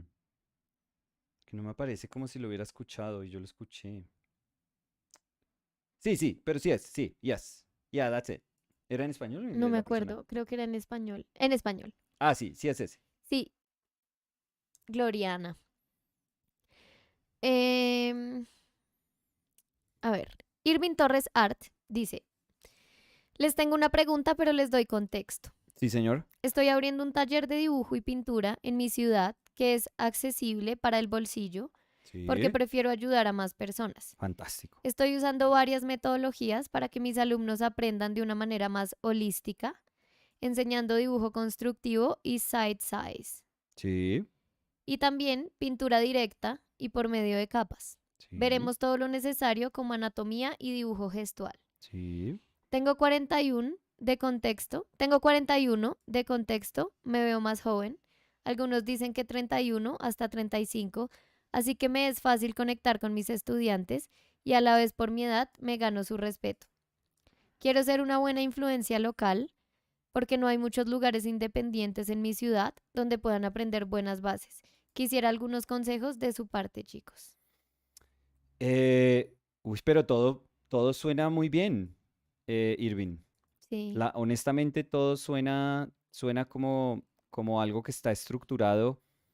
mm, yo creo que, o sea, si tiene como claridad sobre la filosofía de las cosas que va a dictar, de las clases que va a dictar, em, si sabe que eso es algo como que le representa a usted, mm, como, a ver, lo que estoy tratando de decir es que yo, por ejemplo, no puedo dictar algo de side size, no tanto porque nunca lo haya hecho, sino porque pues toda mi manera toda la filosofía de aprendizaje, em, pues fue distinta, fue muy, muy distinta a esos métodos. Entonces, yo, yo seguramente si tengo que enseñar como lo he hecho figura humana, yo enseño es como una manera de dibujar más directa. Entonces a lo que voy es que si esas cosas que usted va a enseñar son cosas que le significan a usted bastante y en las que cree, buenísimo, buenísimo, porque yo creo que eso es súper necesario. Y de resto las relaciones con las personas que estén asistiendo, pues yo creo que se van a ir generando mediante pase el tiempo y mediante ese espacio empiece a adquirir como un carácter a partir de las personas que están asistiendo también. O sea, el espacio puede tener un carácter académico dependiendo de aquello que se ofrece, del carácter, de la naturaleza de la enseñanza, pero también adquiere un carácter a partir de las personas que empiezan a asistir, como el tipo de persona que quiere y que se va acercando a ese lugar para, mm, para encontrar ahí como su, el punto de partida de su aprendizaje. Entonces, yo creo que está re bien. Yo creo que está re bien. Si se siente cómodo, muchas gracias por lo de la edad. Me sentí, sentí que eso es algo que honestamente, Irving, no importa, no importa. O sea, Sí. yo puedo pensar en mis profes. Un profe cuando yo estudié seguramente estaba, no, tenía como 50, yo creo que ya estaba acercándose a los 50 cuando yo empecé. No, sí, o tenía seguramente mi edad, como estaba en los 40, como en la mitad de los 40. Y, pero mi otro profe Max estaba como en los 70 años, casi 70. Y nunca me importó, nunca sentí que yo no podía conectar con él porque era mayor que yo. Sí, yo Nunca. creo que yo ni siquiera pensaba, o sea, en la edad de mis No, profesores, eso nunca. no. No, no, no. Si es un profesor con el que uno conecta, Eso o en sea, 5 minutos apenas empieza un profesor a hablar, uno sabe, uno dice, uff, esto es genial. O sea, uno dice, esto es el tipo de persona que quiero escuchar, pero a uno se le olvida el género de la persona, la edad de la sí, persona, o todo sea, eso no importa. todo ese tipo de cosas, como que si uno inmediatamente conecta con esa persona, apenas, porque yo digo que la conexión puede ser muy rápida, y yo soy de esas tipo de personas que le cree mucho a ese primer momento como a ese primer encuentro con un ser humano. mm, cuando eso pasa, yo no estoy, o sea, yo pienso que después uno puede empezar a saber más de la persona, como no sé, de las experiencias personales de esa persona, pero inicialmente que ese tipo de cuestiones hagan que yo no vaya a conectar, como que generen Sí. un obstáculo, nunca, yo O que nunca, respete más o menos dependiendo la edad que tengan, no, sí, yo nunca he sentido eso en mi vida, no. honestamente, nunca. Y si veo, por ejemplo, a alguien más joven, pero que habla con muchísima autoridad, o sea, yo, por ejemplo, no tendría ningún inconveniente si estoy queriendo aprender de escultura y hay un escultor 15 años menor que yo y me está hablando desde su experiencia y su trabajo me conmueve y me he dado cuenta que ha estado en esa industria desde muy joven.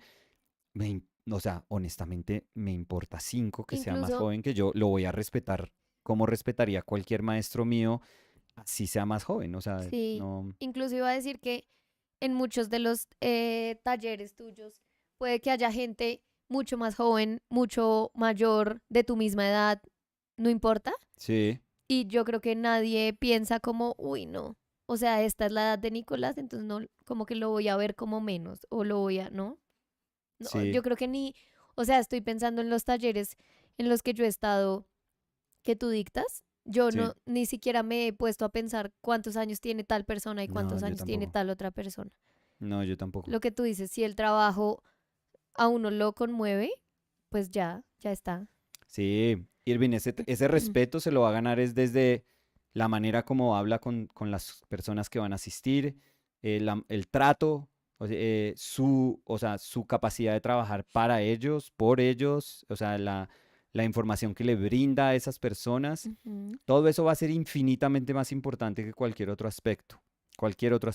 O sea, yo ahí sí diría, no se preocupe porque eso, si trabaja en esas cosas que son como mucho más fundamentales para digamos, el establecer el carácter de una escuela, el resto no se tiene, o sea, no tiene por qué preocuparse. Yo me preocuparía por cuestiones formales como estructurar bien esas clases, obvio, o sea, de saber cómo es que se va a impartir esa información y después, y me preocupo por cuestiones como el espacio, o sea, cuánto espacio tengo, cómo mantener bien ese espacio. Y después empezaría a preocuparme ya cuando tengo a las personas, es por el respeto, el trato hacia las personas, como el carácter de espacio que yo quiero cultivar. Si uno dice, no, yo quiero que todo el mundo sea libre y todo el mundo puede traer su música y ponerse audífonos, o si uno quiere como que la gente se comporte como una comunidad y que pueda haber conversaciones y el tono de las conversaciones, todo eso, uno tiene control sobre todo eso. Y ese tipo de cosas se le pueden salir a uno de las manos, pero si uno ejerce ese control desde el comienzo, y es importantísimo que eso sea desde el comienzo, Ujú. para que la gente, ese primer grupo que va a asistir, de una vez sepa, ah, no, es que aquí se hace esto de esta forma. Sí, Y como que se sepa cuál es la estructura sí, del taller. sí, Porque si sí, también está muy abierta, se puede dar como para malentendidos. sí, exacto. Entonces, em, no, y la mejor de las suertes, Irving es un pintor muy, muy chévere, entonces yo creo que no va a haber problemas y se me hace que el querer ofrecer como esos espacios y hacerlos accesibles es muy, muy bonito. Nos cuenta Irving cuando esté comenzando y con mucho gusto mencionamos lo que está Claro. haciendo para que gente por su zona, si la gente nos escucha, pues lo conozca. Irving dice, muchas gracias chicos, el espacio es bastante grande y quiero enseñar todas las técnicas porque de todas ellas aprendí algo y quiero que ellos elijan cuál es su preferida para trabajar. No, qué chévere Irving. Y si siente que es así de versátil y puede ofrecer como como esa cantidad de posibilidades dentro de la pintura, fantástico, fantástico. Qué Eh, bueno. Sophie dice, el primer día que fui al taller, los alumnos medio me miraban raro por ser muy chica, pero luego de ayudarlos o hablar conmigo varios me agarraron confianza y me llaman para que los ayude todo el tiempo. Y hay alumnos arriba de los 60. Es re loco cuando lo pienso que yo les dé la clase. No, eso está perfecto, está Sí. bien.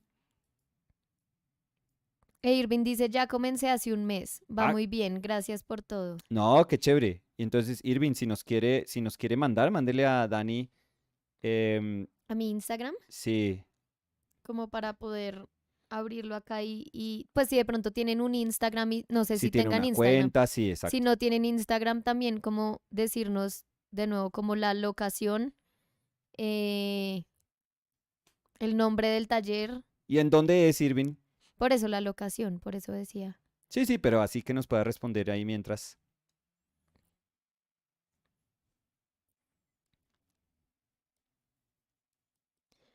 Bueno, mientras tanto, Sí, voy a ir señora. leyendo otra pregunta. Sí, señora. A ver. Solar Priest was saying, hello everyone. Hope you're feeling better, Danny. Thank you so much, Solar Priest. Yes, I'm feeling better. And Solar Priest also said, well, back to work later. Okay, that was checking in on you and then goodbye. Um, y Sophie dice, Dani no fue por gusto, es que los días habían estado como súper calurosos y yo siempre cargaba con ropa. Y ayer pensé que sería igual, entonces no me llevé mucha. Y pues estuvo más fresco de lo que esperaba. No, Tenía una Sophie, no, campera, pero igual tenía frío. no, Sophie, no, Sophie, eso se llaman excusas. no, Sophie. Se Por favor, tiene que no le quita abrigar uno. nada salir con un saquito. Ricardito dice, Nico, qué malo, jajaja.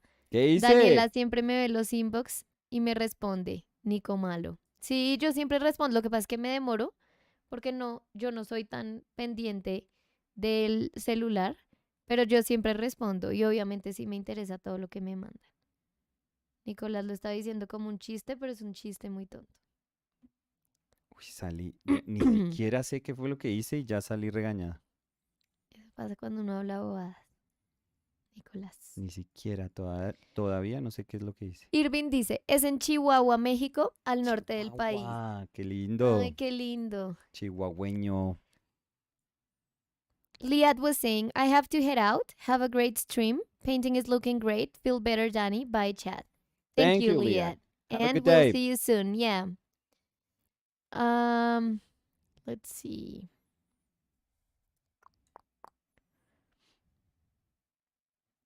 Eh, Guillaume was saying, hope I will be able to afford the course. Course? Course? Yeah, course. Yeah, Can't remember wait for curse, this. it's Curse, yo sé, un conjuro, una un maldición. conjuro, como, sí. Una maldición. No te compliques. Sneha Sima was saying, hey Nico, another question. Sorry about that, but could you talk about what you mix with the oils and if you mix it every time you go to your palette? So if, and that's a big if because I use it very, very sparingly. If I'm mixing something as my medium, I'm using liquid. But for example, in today's session, I haven't mixed anything. There has been no mixing of medium in the painting. So no, today has just been paint, just straight paint. And we're trying to be intelligent about the use of our underpainting. That's what we've been doing and how it filters through the scumbled. Let's keep calling it that. The scumbled layer of color that we put down initially. And they were also asking some time before, hey Nicolas, hey Danny, have you heard of the painter Zoe Frank? Of course. Also, I'm planning to attend an academic art school next year and heard about your online course coming up. And they were saying, could you talk more about it? But I think it was before you explained about the course. Yeah. So, Well, congratulations on attending a course. That's great. Have we heard about Zoe? Yeah, yes. of course. Yeah, she's incredible. She's probably one of the best contemporary figurative painters today. So, yeah, she is absolutely amazing. A beast. We're very, very big fan of hers. Me particularly, I adore her window paintings. Absolutely adore them. Wafa Mimita was saying, wow. Mm,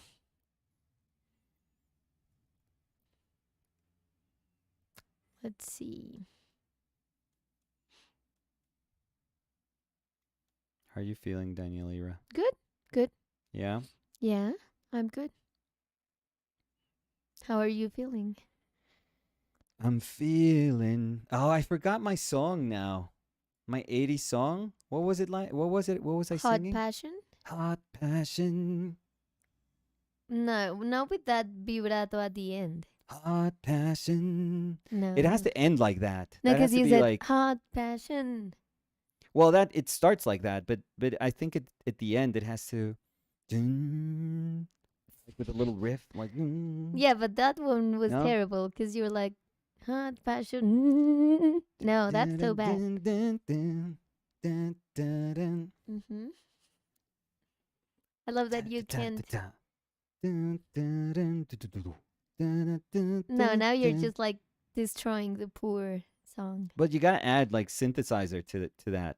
But tutu? No, no. You know those like drums, like synthesizer drums, like Yeah, very I know 80s, them. like. They don't sound like that. That's That's like laser tag. very 80s. That's 100% the sound. Carla Anglada was saying, "Oh no, the song Hot Passion's going to be in my head all day." The song Hot Passion. Um, Hey, we never figured out what they were referring to, by the way. no, no. So maybe if Paulo is still here, Yeah, they were talking about the difference between hot passion and cold passion. yeah, they were saying. I'm gonna read it again. Hot passion is a good thing to have, but but especially in the dark a streets. but a to develop a cold passion is a must. What? I don't know these terms. I feel so dumb. Like it's a conversation that I should be able to understand, but I don't.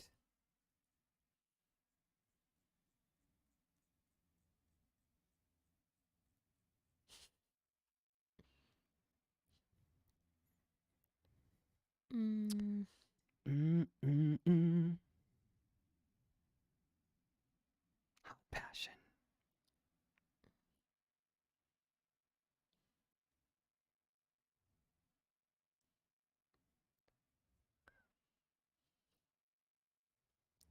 Sneha Sima was saying, I heard in one of your live videos that you think of yourself as a painter who paints in values, and I think she paints in colors. I love her windows also, Mm. but her new work is incredible too. Oh yeah. Oh, everything. No, everything she does is terrific. It's just that I favor my sensibility favors those kind of single, very simple paintings that are the windows. But yeah, no, I saw those huge. I mean, and they're enormous, by the way. Some of those paintings are just enormous. So, ooh, I don't even know how she goes about painting those things, but yeah, and she's doing like really abstract breaks of color. She loves that stuff. She was painting like a view the other day. I remember she was like joining like papers, like piecing papers together. She was painting like the view from her desk or something like that. Ah, so good. No, she's tremendous. Eh, Sofía Centurión dice, es un término que usa pila Steve Houston. ¿Qué? ¿Hot passion? ¿Sí? No sé. No, yo no sé tampoco, yo no sé. Emily was saying cold passion, intriguing. Yeah, what is Y this? Paulo Vasquez was saying, oh, Paulo. sorry, I was playing a multiplayer game. I can't leave it. Ha ha ha. It was when Nicolas talks about inspiration that some can't do something unless they get very excited about it. Y Sofía dice, hot passion es como el impulso de hacer una obra, como esa primera efervescencia de tener la idea y estar como re emocionado. Y cold passion es como que cuando se pone difícil y ya querés abandonar, seguir con eso o algo así.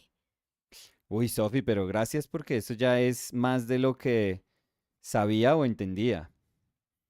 Igual me gusta un poquitico más pensar en Hot Passion Como como una mi canción de serie. los 80. Sí, como una chaqueta de cuero con gotas de lluvia encima y todas las luces neón como rebotando en la calle por la noche.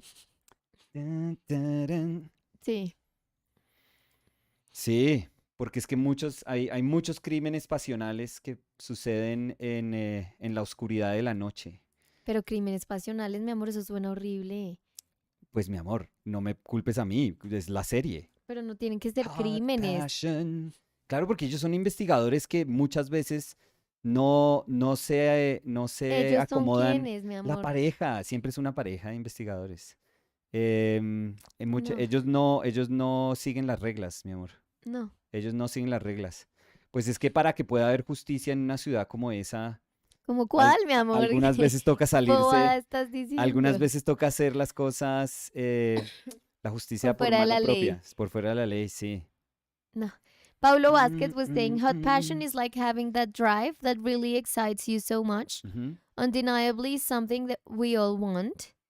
Cold passion is somewhat still doing the thing regardless if we feel bad or not in the mood. Uy, pero Sofi, perfecto. See? So, Paulo, is it something you heard from? Because Sophie was saying that Steve Houston uses that term, Yeah. but I wanted to know if maybe it's a term that he uses, or is it like maybe a term that is like well known and we had no idea Or about. maybe he got it from an 80s, you know? Crime Yeah, yeah, yeah. drama series.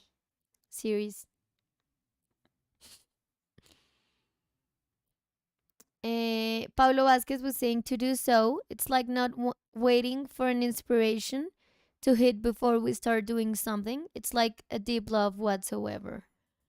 Mm. Undines dice, me están haciendo reír mientras escucho y Passion. pinto, y mi pincel se fue por toda la superficie con la pintura mientras me reía. Nicolás, de veras no tienes mala voz para cantar. No lo animen, que sí tiene bastante mala voz. Acá que nunca he tenido apoyo. Ay, como así, sí. O sea, yo canto y tú me... No, mi amor. Yo no soy juez de lo mal que cantas. Los vasos rotos hablan por sí solos. Asif was saying, I heard that term from Stephen Bowman.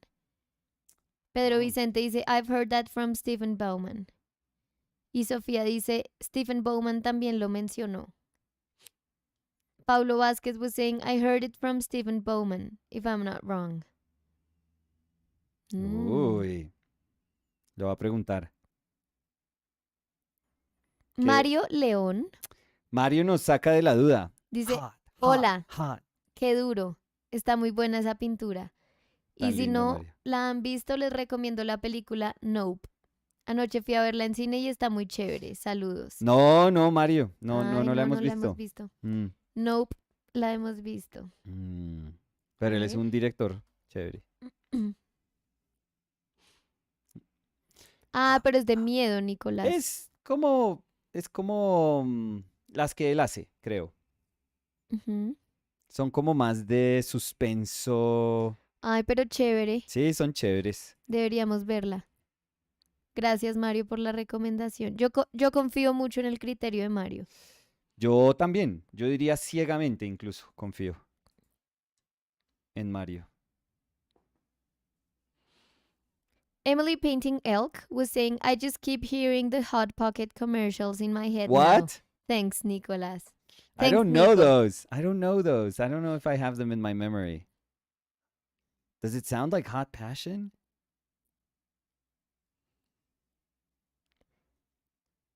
Sofía Centurión dice, hablando de pelis, vi Sandman. Está tremenda, necesito más. Muy lindo. Sí, sí. Van a ser segunda temporada. Pero dijo de pelis. Hay Bueno, de peli... series. Ya, No hay ya. peli de Sandman, no. Pensé.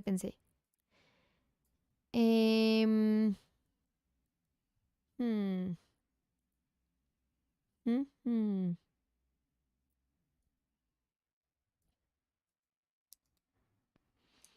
Undines was saying, oh no, now I'll have it in my head. Hot Pockets. I remember those commercials.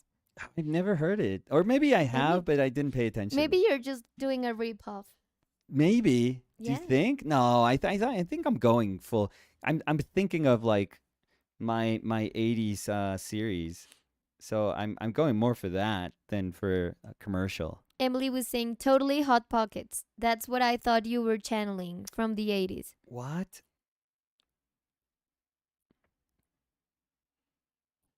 Let's see. I just put Hot Pockets commercial.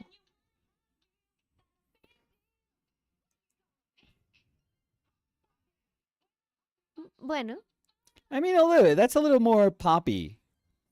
Nah, Hot Pocket. No, it's a little more poppy. That sounds like a. Well, but That Hot sounds Pockets, like a Ghostbusters. Hot Passion. It's very close. Well, yeah, the hotness. The hotness?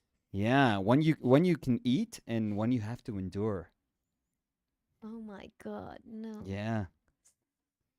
Those are some mean streets. No. Alejandra Bonilla was saying, estaba diciendo, yo también vi Nope, me encantó, está buenísima. Qué bueno, qué Ay, bueno. toca verla. Sí. Toca verla, Nicolachín.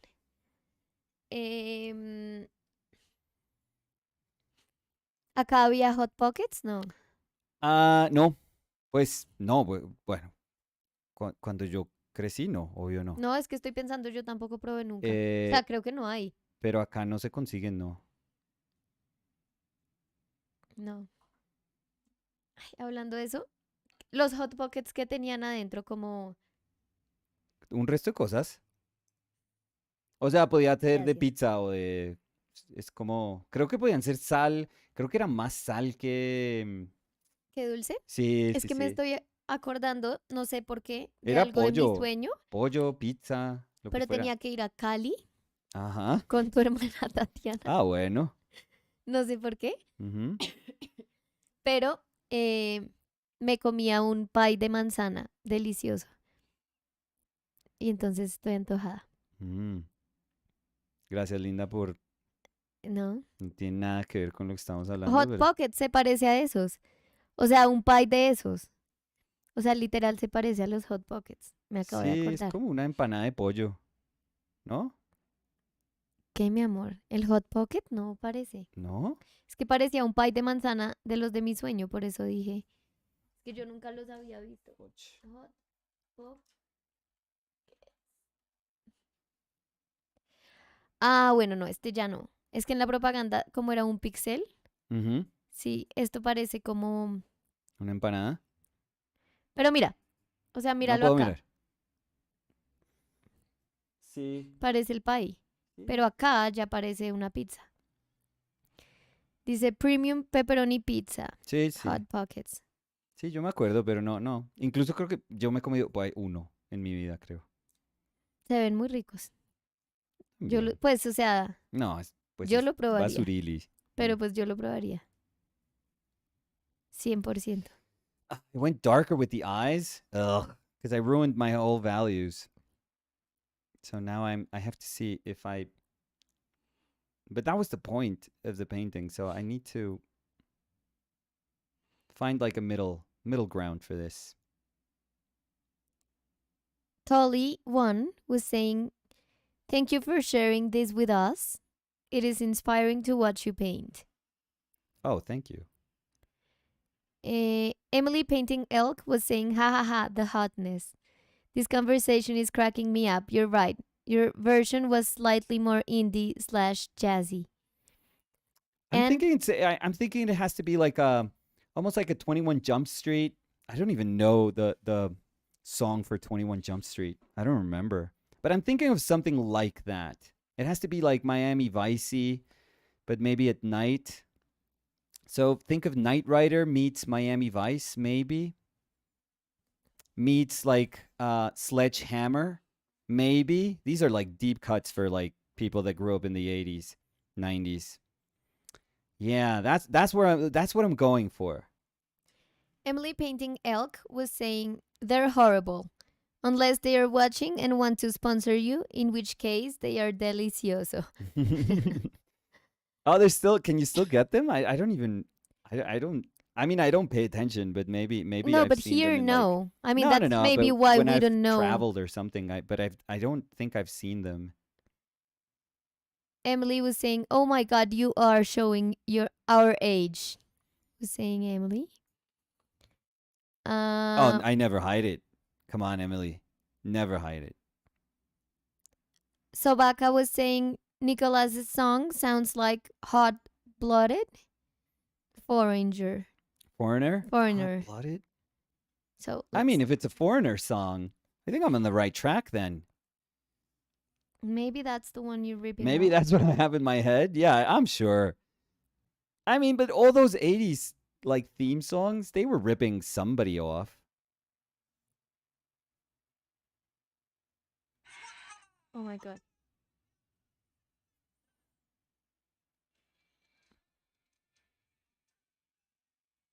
Oh, hot blooded, hot blooded. Yeah, yeah, yeah. Yeah, it could be. Could be. So, conclusion, that was a mixed ripoff of a No, lot of or bands. it would have been a hit. Or it would have been an amazing hit. Why can't you give me that? No, that too. But Yeah, I mean, right. that wouldn't be without Hot Pockets and Hot Blooded. Or maybe they wouldn't exist if it wasn't for my song. No, Nicolas, if you go with the chronological order. I'm so sad that you say that after we went through dark and you think of time as a line. Very Okay. sad. Okay. You still think of time that way? Oh my God. Pedro Vicente dice, Ayer les hice una pregunta y me tuve que ir, no sé si la contestaron y una Uy, carita triste. no, discúlpeme si no la contestamos, Si tuvieran Inter. que elegir hasta el final de los tiempos, dos de cada primario y blanco y negro, Uf, ¿cuáles serían los primarios? me Gracias. encanta hasta el final de los tiempos. Ahora Dos de somos como cada unos, primario, unos dioses que pintan. pero espera, dos de cada primario es elegir Dos dos, amarillos, dos rojos, dos azules. ¿sí? O es escoger dos de los primarios, No, más no, no. blanco y negro. No, no, no, Lindita. Creo que es dos variaciones, o sea, dos opciones para cada primario. Lo que pasa es que para mí sería mucho. Yo creo Pues que yo eso ya nunca se he vuelve una tenido, paleta re sí, completa. yo nunca he tenido blanco, dos amarillos, dos rojos, dos azules y negro. Creo que para mí va a ser relativamente fácil responder. Porque es Pues sí. que, O sea, la tuya sería blanco, sí, bismuto y ocre. bismuto yo creo, bismuto y... O sea, si ya me voy a ir con algo re primario, bismuto y cadmio, y luego cadmio y alizarín, y luego cobalto y ultramar. Ahí estoy bien, creo. Ahí hago, con eso puedo pintar toda la vida, seguro. Pues incluso creo que Toda habría la pinturas que vida. no tocarías en algunas pinturas. Eso suena Sí, discúlpame, vuelva a comenzar, ¿sí, señora? que habría óleos Ajá. que no tocarías en algunas pinturas. No, pero si los ponemos, acuérdate, mi filosofía es si lo pongo es porque pinto, No, con mi eso. amor. Muchas veces tú tienes ahí un montón de colores y Si no. lo pongo para una pintura, o sea, Si lo pongo. las que tengo ahí es porque no las he limpiado, pero si la pongo para una pintura es porque voy a pintar con eso. Yo si no lo, yo no pongo un color y no lo toco. No, no, No, no, no, señora. bueno, sí, señor. Eso sí, pero es que ese es como, No, eso lo sé. tú Lo que digo sabes es que esa que. es como una de las filosofías mías de vida. O sea, si uno va a poner un color en la paleta es porque lo va a usar todo el tiempo. Sí, señor. Sí, señora. Eh, a ver, Ahí se olvidó. Se olvidó quién soy yo. a ver, a Un ver. misterio que solo pueden resolver. Emily, Hot, hot, hot. Emily was saying, oh yeah, that too. ¿Cómo es que se dice? What? Foreigner? Foreigner? Foreigner. Yeah. Um, let's see. Pedro Vicente was saying, sounds something like the intro from Holding Out for a Hero from Bonnie Tyler. Oh, very good. That was what was that called? There was an 80s show. My sister loved it. Um they were like supermodel. He was a supermodel. She was a photographer, but they were also like investigators, private investigators. Um and the original actor died. He actually died. I think they were filming one of those episodes, and the gun went off, and it Oh, was I like know, that's terrible. yeah, and he passed away. So they had to. I mean, this is terrible that I know these things. So they had to replace him with a guy who was also like your stereotypical male model. Um, but they replaced him with the guy that eventually was part of the Mission Impossible TV show. That was really cool, super super cool. Mm-hmm. Yeah, he was the actor in that No, but show. that's terrible. Yeah, yeah, very sad. That original actor I used to love because he used to be in a TV show also that it was this couple, I feel, or it was this dude and then two children. I don't know. I have like a weird like thing in my brain that they used to jump in time, like through time, and they used to have like this compass that they would open up and they would jump through time. I remember that actor was in that show that I really liked too. So, anyways, 80s shows.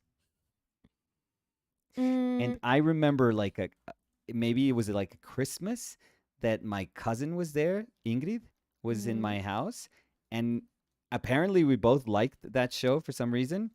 And my sister had like it was like a little apple or orange that you could open up, and there was like a little um what do you call that? You know those things that you open up? I forget what the toy is called. That there's like a little house in there, or like this little No, I don't know what I you're don't know, talking that about. little things that you could open them up. You would open them up and there was like a little kitchen in there or something. I don't know. Yeah, like miniature Yeah. But there was a brand, Polly Pocket. maybe like Polly Pockets, but this was before that, I feel. Anyways, so it was this little apple like thing, like orange thing, and we used to think that that was the compass. And I have this memory of us playing in my mother's house. So I would open it up, and the way we would time travel, it was by jumping from the stairs in my mother's house. Like, so we would jump like 3 stairs or like 3 steps, like down, Hmm. and that would be us like time traveling. I remember that. I don't know why I remember that That's like cute. super vividly. Cody Winnicky was saying, I can only watch for a little longer. My morning students canceled, so it was nice to have an unexpected Thursday with you all. Oh, and take a break then. If they canceled, nice, free time. Do your Mm, own paintings or do nothing. Play Elden Ring. Listen to a conversation about, defunct 80s TV. Sofía dice, si la canción de Bebito Fiu Fiu fue un hit, no dudo que la canción de Nico pueda hacerlo. Sofía, estamos... No sé cuál es. Sofía, hay como una brecha generacional en lo que nos está diciendo y incluso ya con Dani. No, Sí, Dani, ya estás vieja. no, tanto. Pues, pero ya estás vieja. Pero no, la verdad no la conozco. Si no sabes qué es Bebito Fiu Fiu, mi amor, estás vieja ya. Fiu Fiu, no. Pues toca ponerla, toca sal de esa duda rápido, linda. Bebito Fiu Fiu. ¿Qué? ¿Por qué te me ríes? Bebito Fiu Fiu Search. ¿La estás buscando o no? Pues sí. ¿Y qué? Mi bebito Fiu Fiu ¿O es de de un Tito juguete o algo? Silva Music. No, ni idea. ¿Qué es eso, Sofi? Artista invitado Tefi C. No, Sofi, esto es grande en Uruguay, Sofi. ¿Esto es grande en alguna otra parte del mundo? Bueno, uy, pero esto es Eminem. Esto es, no, Eminem, sino... ¿Cómo se llamaba ella? Estas. My tears don't Sí, pero ¿cómo bring se llamaba my ella? eyes. Ay, You know Philo, Lilo, when Philo, I can't look Fifo. my window, Sí, dark pero ¿qué es la canción? No vi. Ahí había más. O sea, hizo el sampling de esa. Dido. Sí. Pero estaba haciendo el sampling de esa y después ¿qué sigue? Sí. Dido. Esa canción sí me la sé, Sofi. No, a veces buena. Y O esa sea, me gusta. sí. Me la sé toda incluso. Y después la de Stan de Eminem, bien. Eminem, mi amor. M. Pero, Sofi dice, jajaja, el cringe. Mi madre la canta, chicos. ¿cuál? ¿Qué? ¿Qué? Sofi, de pronto es que acá en Bueno, Colombia no es famosa. sí. Y su Es que mamá de mira, pronto es acá menor que dice, yo. dice la Entonces, fatal. letra. No, pero yo necesito oír la canción. Enróllame así, con azúcar en polvo, endulzame. No, Sofi, esto está fatal. Ya que tú eres mi rey.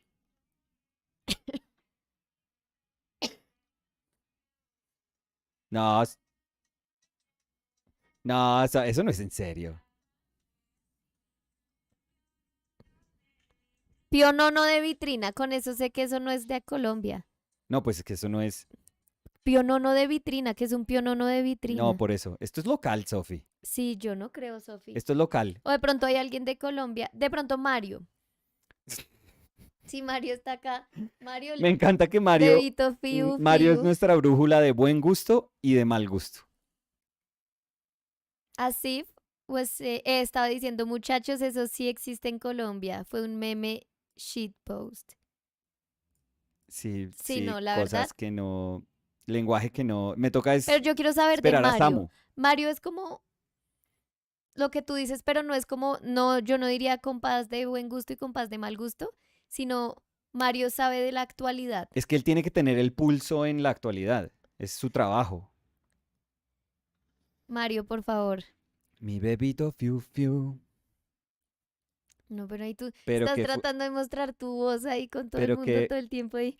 Uy, no. oye, pero caerle al pobre, ¿no? O sea, no es sino que uno trate de hacer algo y caerle al pobre. No, pero mi amor, que No, mi amor, ya, ahí ya sí no como puedo más, dijo ya. Sophie, O sea, si vas a cringe. aplastar mis sueños, Sí, pero de una mi vez dime, de una vez bebito, dime que, no. de una vez dime que no Mi quieres amor, que esos yo no son prospere. tus sueños.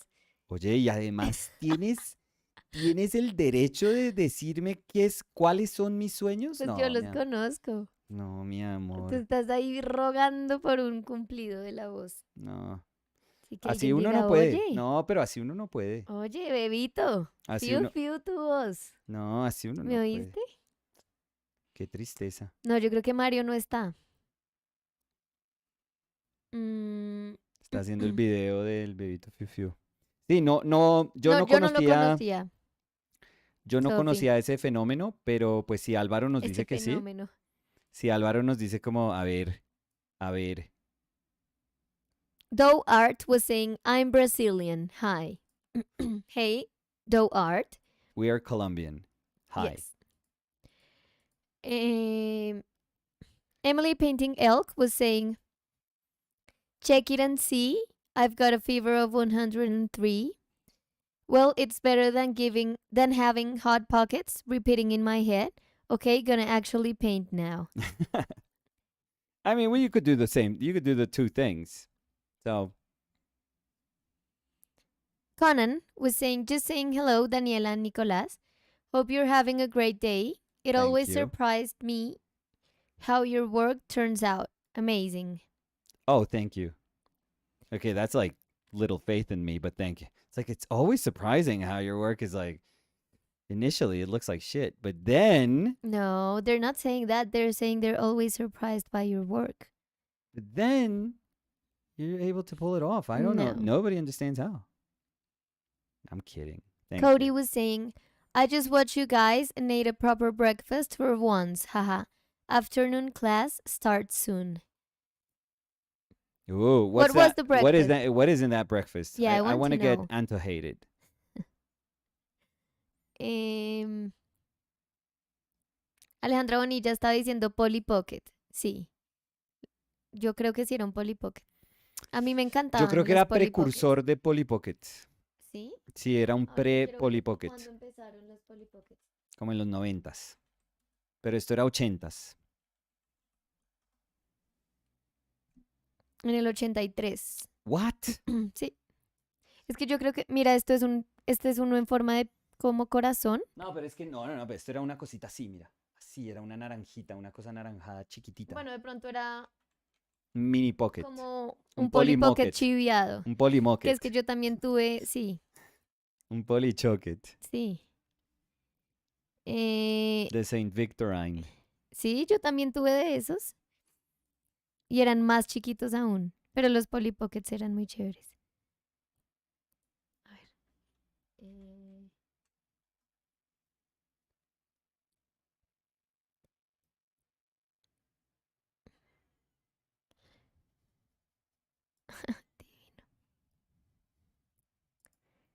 Estos son los de los 80s. ¿Cómo así? No, pero era redondito, era una frutita. Pero esos me acuerdo, alguna hermana mía tenía de esos. Era como una frutita. Voy a poner Tenía peach. volumen de frutita. O fruit, digamos. ¿Qué habías dicho peach al principio? No, como naranja. Ah,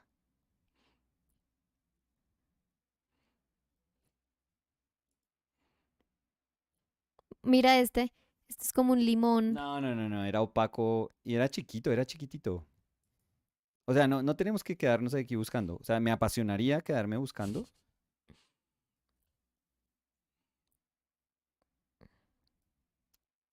Hay unas cerezas.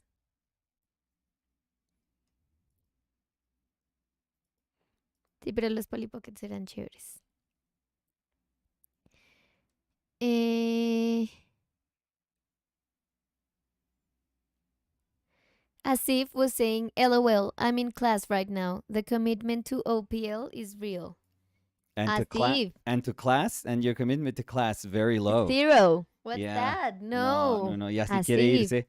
As if. Sí, Así quiere irse a estudiar. no, Asif. As if. Toca temas juicioso.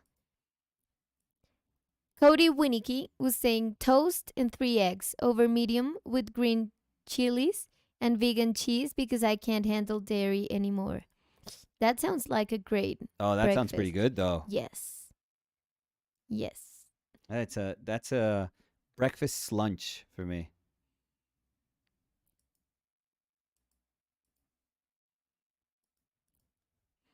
Mm. Emily Painting Elk was saying, "Oh my god, now I'm the watching official video for Holding Out for a Hero.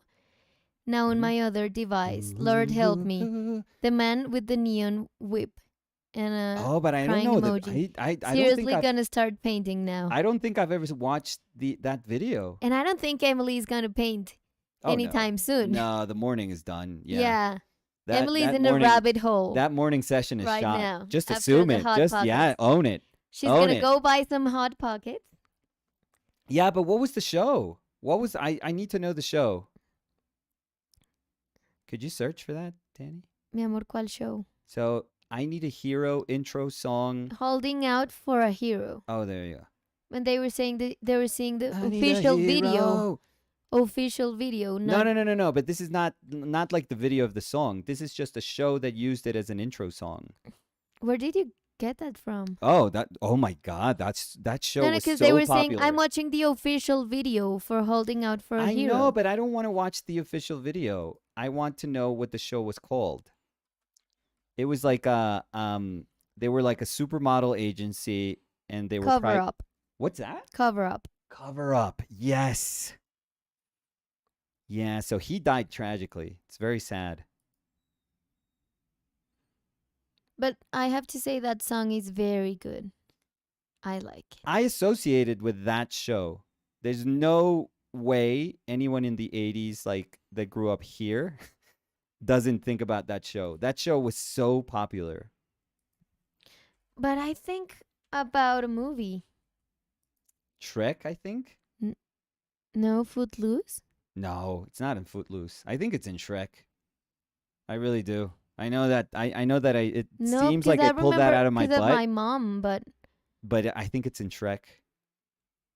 isn't it in Footloose, Nicolas? No, I'm 100% sure it's not. I think it is. No. When? It's nothing heroic. I mean, I haven't watched Footloose in like 30 years, but I don't remember. Yes, look. What? Footloose, Holding Out for a Hero, Bonnie Tyler music video. What? I told you, yeah, because I remember that song When? because of my mom. In what scene? I mean, I'm watching Kevin Bacon dance, but I don't know. I don't remember that scene.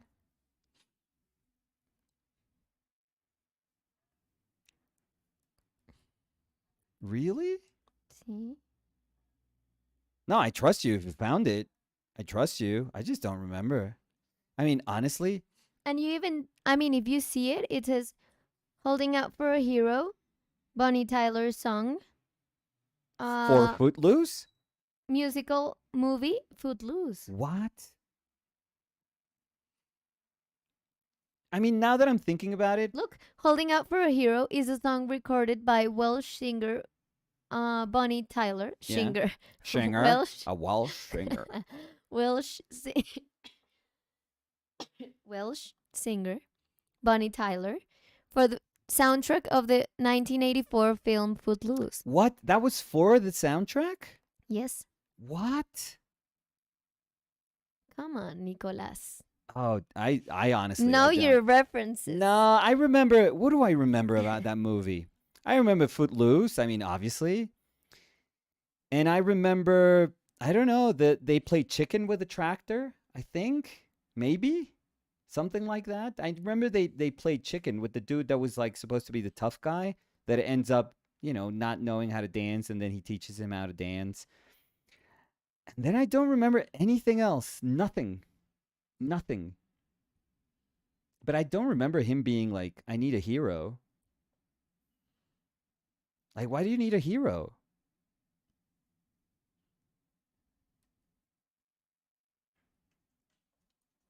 Look.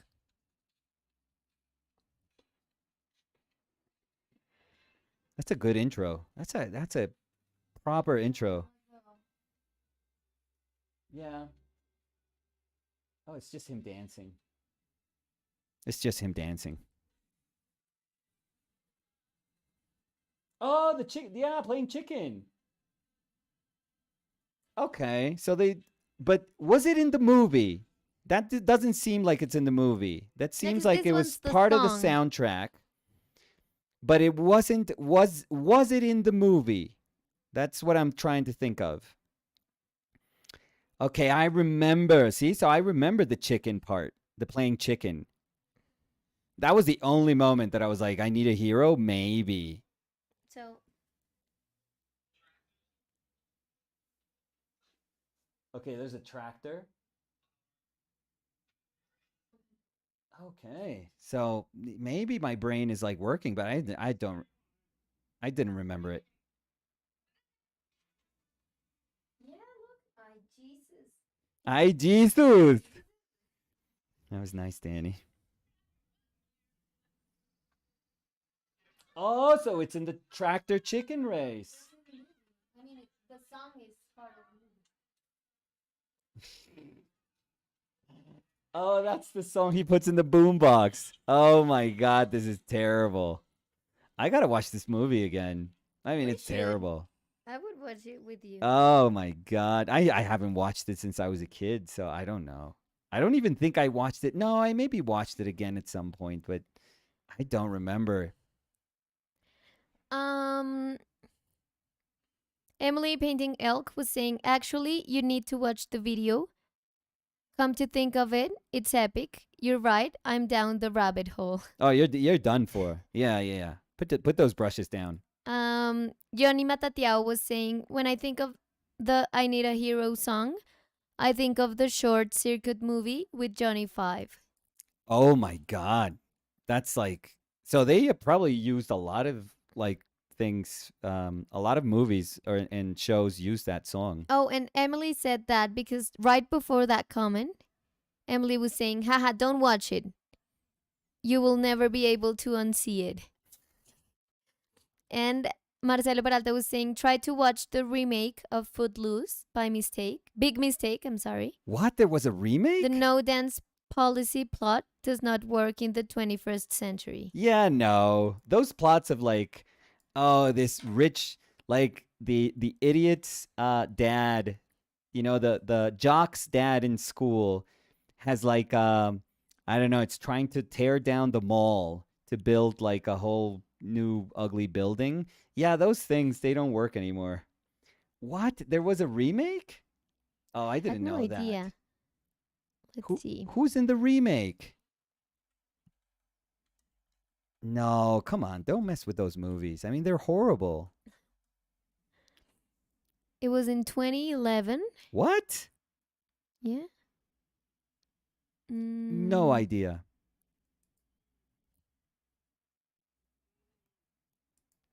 I don't like. Look, Who's the actor? I don't like the. No, that even looks like that doesn't even look like Footloose. That looks like what was the Patrick Swayze movie? It was Footloose, it was Flashdance, and it was what was that other movie? That looks like like for that movie, but no, that looks terrible. Mm,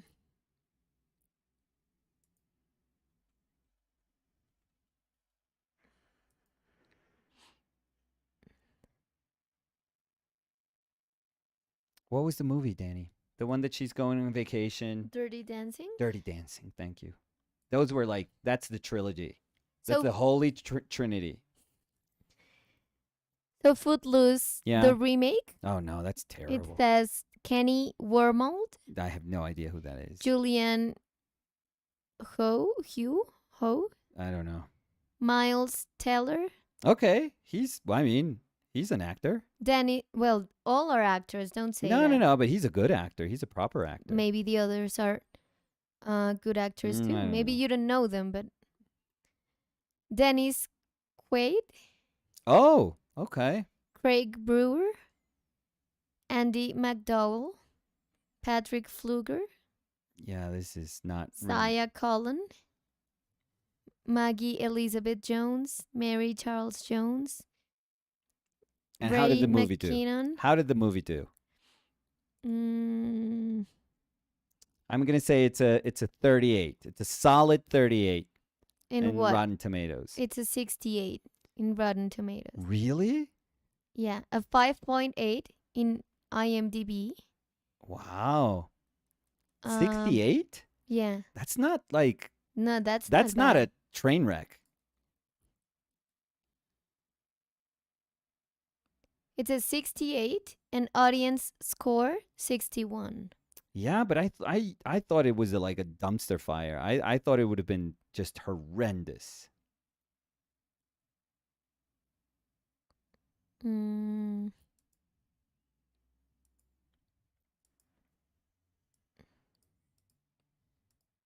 they had a budget of $30 million That's a lot, I feel. and box office was $63.5 million. Okay. Like nostalgic people. No, I had no idea that movie existed. No, me neither. I even thought it was maybe like 2 years ago or 1 year ago, so maybe that's why we had no idea about it. But 2011? Yeah. Well, not 2 years ago. If you really think about it, it's tough. Like, movies have been super, super weird No, I was gonna say ever that since maybe like that would be pre-pandemic and post-pandemic. yes, and that's why I said maybe that would be the reason why we had no idea about that movie. If it was post pandemic or in the middle of the pandemic. Like it could get lost Yeah. if it was like Get aired lost. in that moment, but um mm, Emily Painting Elk was saying the theme for Cover Up was actually sung by E.G. Daily. Bonnie Tyler's version in Footloose, very confusing. What? They're different? Oh, stop it. What's going on here? They're different? Mm, Let me see. I need to hear this. I'm sorry. I mean, we're down this hole, so I need to hear this. Marcelo Peralta was saying Rotten Tomatoes is lying to you. Maybe kids who never saw the original kind of liked it, but it doesn't compare. Okay. Holding on for a hero. OG. Nicolas, do you want me to put it? No, no, no. Oh, geez. What's going on here? That's what I'm trying to do.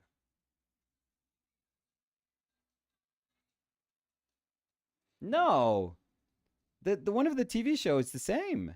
I don't think it was. I mean, in my mind, it's the same song, same voice. In my mind, at least, it's the same voice. Maybe that's just my mind not remembering correctly, but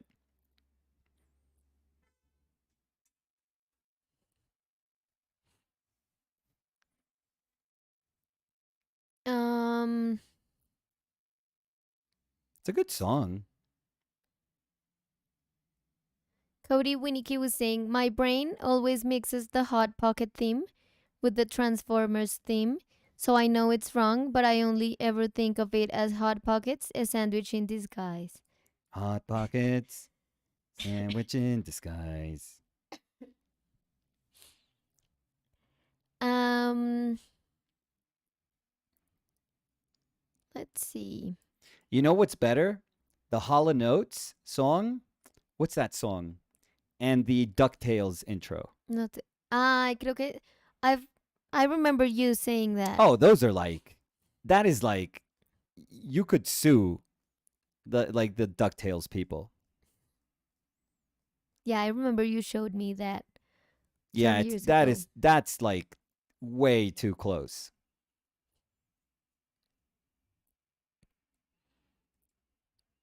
Esmeralda León dice, hola a todos, buenas tardes, bendiciones, Nicolás. Y Daniela. Ay, espera, me toca ir por el otro remedio. Hágale, Danielita. A ver, te leo algo mientras. Por favor.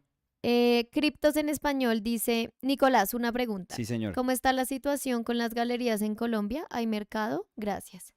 Yo no trabajo con ninguna. Yo trabajé muchísimos años, muchos eh, de mis años más jóvenes acá con galerías. En este momento no trabajo con galerías, pero pues conozco personas que trabajan acá. Yo creo que es mm, si lo describiría de alguna manera, pienso que es un mercado saludable, aunque no es un mercado necesariamente como constante. O sea, yo creo que uno sí puede vender cosas acá y vivir de lo que vende, pues no sé si vivir enteramente de lo que vende, de pronto te toca buscar como una entrada también secundaria, pero, pero ha sido, a mi juicio ha sido toda la vida así. Y ahora ya lo que hay es más como espacios independientes. Yo creo que hay muchísimos espacios independientes que le pueden dar acogida como a jóvenes que estén comenzando. Entonces, cuando yo estaba comenzando no había tantos espacios como esos, entonces yo tenía que buscar como un espacio como mucho más tradicional porque eso era lo que había, un espacio pequeño pero tradicional.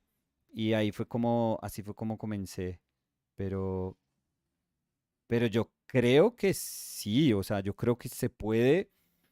Lo que pasa es que va a ser, o sea, de encontrar ese único espacio para, para que uno haga, digamos, una única exposición cada 2 años y que uno reciba lo suficiente como para vivir 2 años hasta la próxima exposición, es complejo. O sea, en ese sentido es complejo, pero yo creo que sí hay espacios con los que uno puede vincularse que podrían de una manera lenta pero consistente o lenta pero como constante, podrían estarle pidiendo obra a uno para vender, yo sí creo.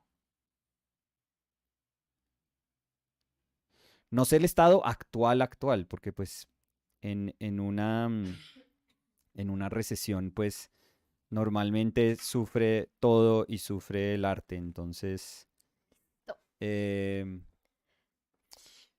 todavía tenemos que esperar a ver cómo nos va a ir con eso a todos. Um, so,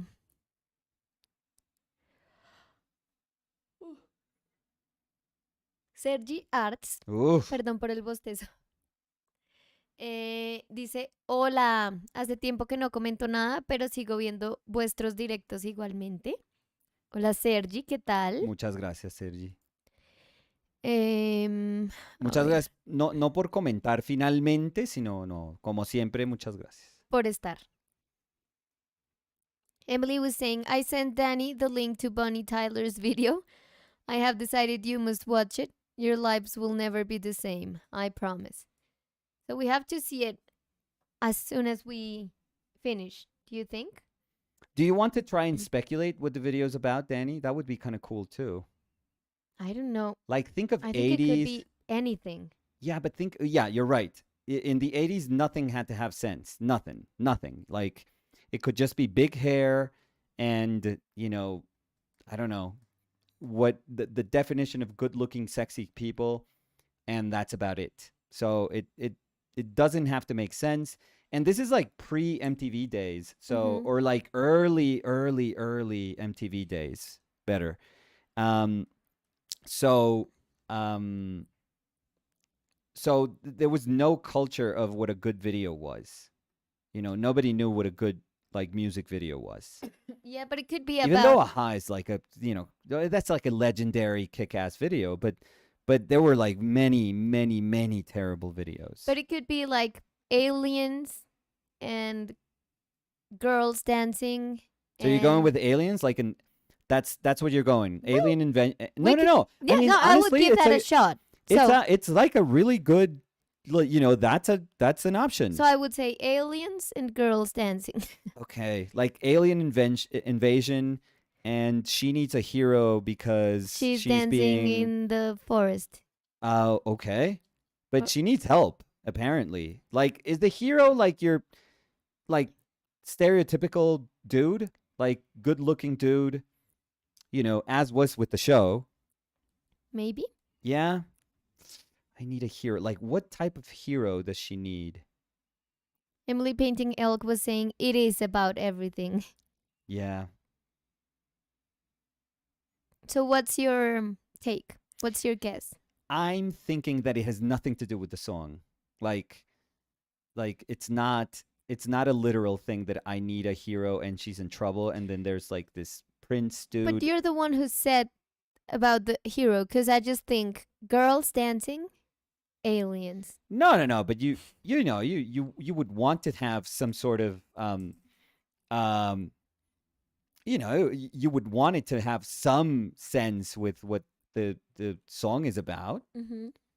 Um But in your case, you because think if it's like 10 goats singing I need a hero, that would be that would be amazing amazing. actually. Yeah. But Very 80s too.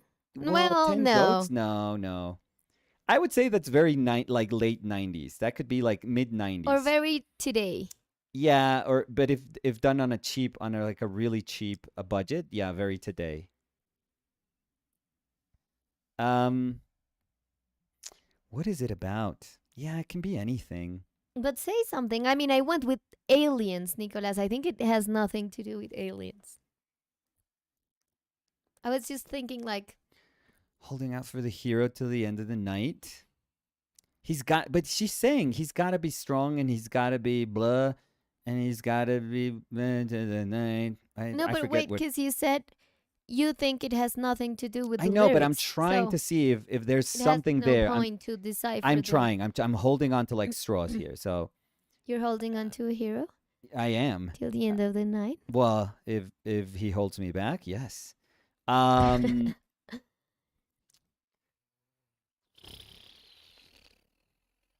she's a cop. She's a private eye. She's an investigator. So Okay. she has a job with some authority to it. And it's like a criminal case. Remember, But it's a she's like music video, yeah, so yeah. But she's like yeah, but there's always like concept to these things. There's a criminal case, but she's stuck. She's stuck, and maybe she's in love with the suspect, with the prime suspect. Mhm. Maybe she's attracted to the prime suspect. So I would say someone's abducted by the aliens in mine, Okay, just to spice it up. yeah, Maybe she's spice it up. I'm saying like she's in love with the murder, and you're like, yeah, we need to spice no, it no, up. no, to spice mine Okay, up, yeah, because yours is like a full movie now. Oh, So hell yeah. maybe she's dancing and she's abducted by the Okay. aliens, so she needs a hero. Oh, okay. That's lame, but okay, let's see. So try to watch it and tell me if we were Cody was saying he has to be strong, he has got to be fast, and he's got to be larger than life. larger than life. Yeah. So alien, larger than life. So E.T. is your savior. So give it a watch, Danny. Like quietly give it a watch, and let's see if we got some of that right. Mhm. So I see a girl like in the desert with a dress. Yeah. But you have to listen to it too. No, no, no. I Okay. mean in the thumbnail, because Oh, I'm okay. seeing the Girl in the commercial. desert. So Area So there's 51 We maybe. start with a house. Okay. Everything's dark outside, but the lights inside. Oh my god, I think it's an alien, Nicolas. Oh, stop it. So there's a house Yeah? with the windows. Yeah? Oh my god. Did you just pull that out of your ass and you're going to hit it? Like Maybe alien abduction and like that would be so 'cause not they right. like there's like a lightning Lightning? that hits. So it's like a person. I don't know if it's a person. Okay. Look. I don't know how to. Somebody's going to abduct her? Oh my God, it does look extraterrestrial. The lighting. wait. Jesus Christ. There's like a whip. Yeah. Okay, that's actually pretty There's kick ass. girls. Oh my God, Nicolas. Look. That's pretty Then kick there's ass. girls dancing. Wait. Of course there's going to be dancing. No, but I mean, it's like. Yeah, of course. But who's the dude with the whip? No. Oh my God. Oh, he's like a. Yeah, no, Oh, we forgot about a cowboy theme. Oh, this is so good. Neon cowboy. Fuck yeah.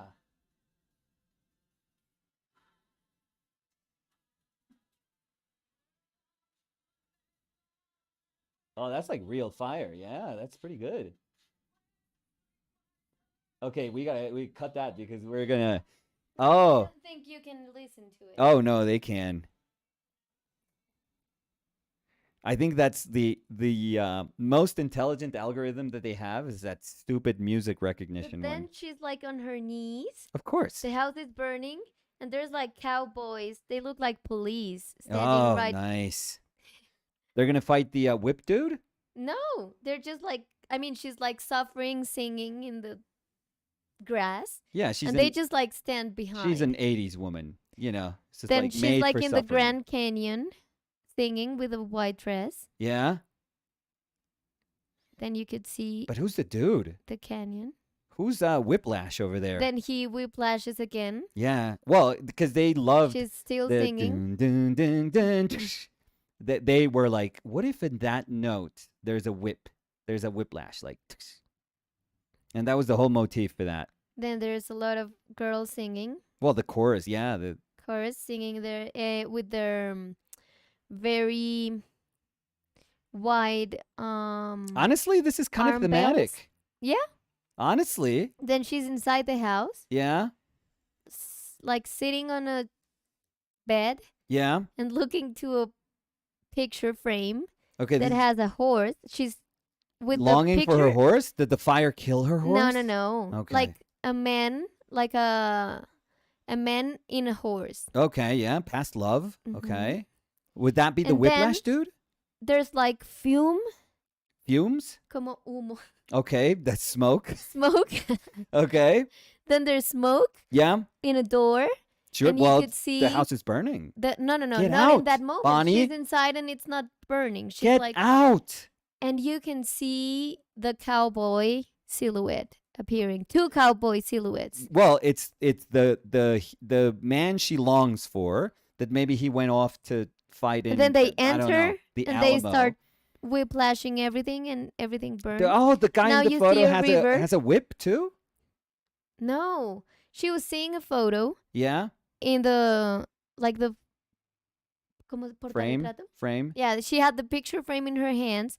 Then she looks up. There's a door, Yeah. and then the two silhouettes of cowboys come in. Yeah, the bad and dude. I'm guessing the bad dude with the whip, with the then neon we whip. see a river. Then we see some trees. Then we see the Grand Canyon, another river, Mhm. singing whiplash. Dun, dun, dun, dun. She's singing, and Yeah. there's the three cowboys around Three her. cowboys now. What? Since the beginning, I told you there were three cowboys that look like cops, Oh, and the okay. house is burning in the back. Yeah. They are just like circling around her as she sing. Yeah, but what about the dude, the bad dude? Then there's a horse, Well, yeah. and they run away. And then they the they white did, horse. the cops. Good, like No, there's great no, help. They're like bad. Thank you. They were like the bad people, I think. The cops were No, they were a not stretch. cops. You're calling them cops. I said they looked like cops, but Mm. no, they're like the They're impersonating bad cops. people. Okay. Or maybe they're the cops. And then you see like the white horse that was in the picture frame, Mm-hmm. and someone's riding it. Yeah, it had to be white. And he is in an all white suit. Of course. The other ones are black suit with black horses. Of course. And he just Whips the shit out of fires them. his arm. His arm? Did he shoot his arm? That's kind of cool. If he shot his arm out, Nicolas.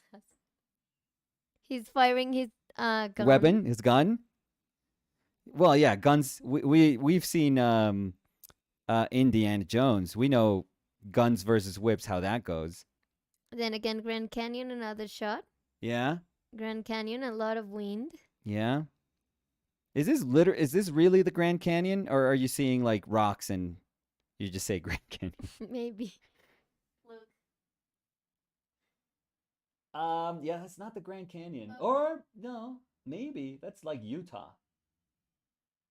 Because in this one, I mean, No, but maybe you're right. Oh, look at them riding at night. Oh, maybe it is the Grand Canyon. Oh, that's the Grand Canyon. Yeah. Well, it had to be larger than life. Where can we film this? Grand Canyon. so I was missing the Aliens? aliens, and you were missing the crime. Well, there is I mean, arsony. Well, What are you talking about? Grand arsony. no, I would say that we were both far from it. Well, I don't think I was that far off. Emily was saying, I have decided it is the best video ever. You have to watch it again with the sound. I'm serious, maybe a few times. There are Maybe many how many times have you watched it, Emily? nuances to pick up on. Nuances. Nuances Yeah. to pick up Oh, on. they were It's a cheap. masterpiece. So Very nice. this was like a huge thing for Emily. Yeah, revelatory, I would say. Yeah. The life of Emily before and after the video. Yeah. So Cody was saying, I really like imagining what is happening in a music video based only on your back and forth with each other. And you wouldn't be missing anything. Because Well, it's like you were all playing over my the role. place. That's what I was doing. So Yeah, you were doing that too. we are connecting. Mm, yeah. So, It's pretty good. the video? No. Hey, it looks good. Well, it is. That could have been an episode of that show that I watched in the 80s. The one that had that song? Yeah. Because there was always a crime. I don't know what type of crime. I can't remember what sort of crime they would solve. Like, were there like mob bosses or like murders and stuff? I don't remember. I think maybe that show, I could probably, pirate at least an episode of that The show. cover up? Yeah, I would love to watch that show again, just to be like, oh, that was the show. Let's see. It says plot. Yeah, Fashion photographer Danny Reynolds' I remember life suddenly changes after the death of her husband. Danny. Right. That's yeah. when she discovered that he was actually an undercover CIA agent. Mm. When she learns he had been murdered, she Mhm. recruits Mac Harper, Mm. a former Special Forces operator, to help her find her husband's killers. Henry Toller, her husband's boss, Yeah. then offers her the dead husband's job. Oh my God, she Danny- got that job quickly. Yeah. Yeah. Danny would She was pretend she was putting a team together, and now she's a CIA agent. Danny would pretend she was still a photographer and Mac would be her model. Yeah. Henry would send them anywhere in the the world, world anywhere. where Americans are in trouble or criminals need to be caught. Oh, that's so good. Once there, Oh, that's so they good. act pretty much on their own. After the death of the actor John Eric Yeah. Hexum, Yeah. who played Mac, the episode Writer's Block introduced Danny's new assistant, Jack Stryker. Jack Perfect was a name. CIA agent who, Perfect. like Mac, operated under the cover of a model. So yeah. At I the end remember. of the episode Writer's Block, they explained that Mac was not coming back and ran and following message that replaced the closing credits. When a star dies, oh my god. Oh, this When a is star sad. dies, its light continues to shine across the universe for millenniums. It was John sad. Eric Hexum died in October of this year, but the lives he touched will continue to be brightened by his light forever and ever. He was very famous on like TV shows. I remember. He's like good-looking dude. Yeah, he was very famous. I mean, as famous as you were, like in the 80s, doing like TV, but Yeah, but that's terrible. yeah, it was like a tragedy. It was something I remember. It wasn't like something that he just had like an overdose or something I like mean, that. he died at 26, Nicolas. Yeah. Was he 26? I mean, 26 in the 80s looks like 42 now. So I mean, look, yeah, yeah. I mean, it's the 80s. mm, What year did he die? 88, 89, 84. 84. Wow. Oh yeah, we were getting reruns then. I don't remember watching this when I was 7. I was probably a little bit older.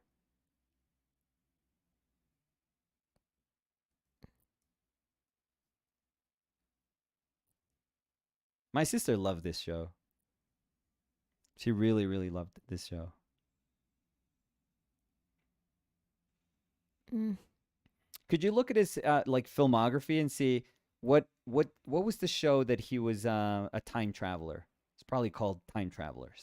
Like He? yeah, Because I could see here the filmography. I could read it all. It's Voyagers. Voyagers. That was the show. Yeah.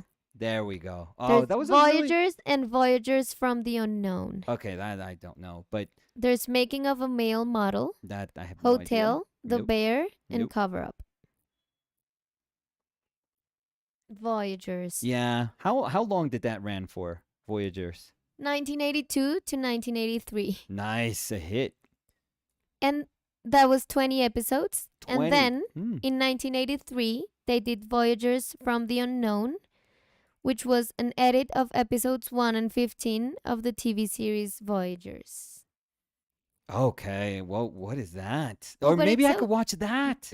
That sounds amazing. That would give me like a full recap of everything. Yeah, I'm gonna look for that.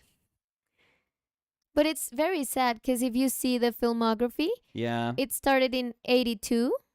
So it was 82, 83, 83, 83, 84, 84, Yeah. 84, and then he He passed away. dies. Yeah. Sad. No. It was a tragedy. Yeah.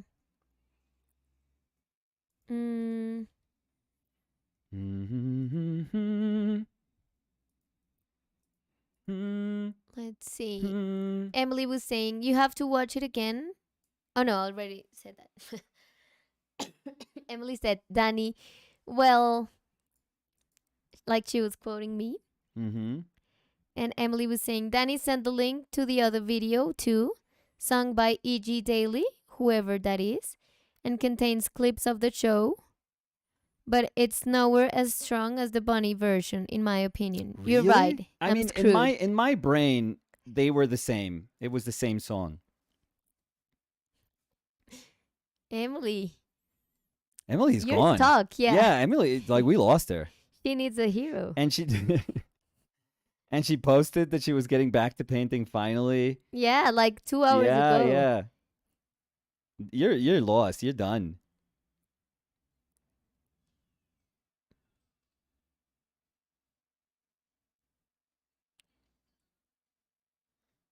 Oh yeah, it's a little like nasal.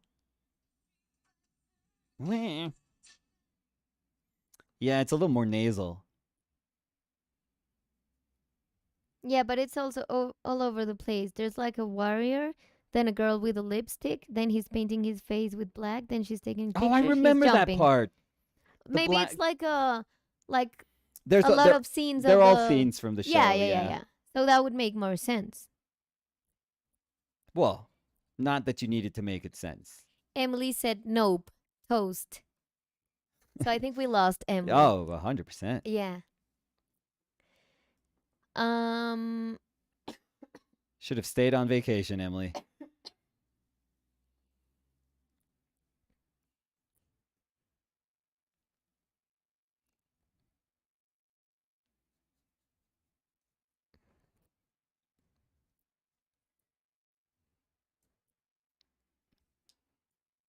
thinking about what we're gonna have for lunch.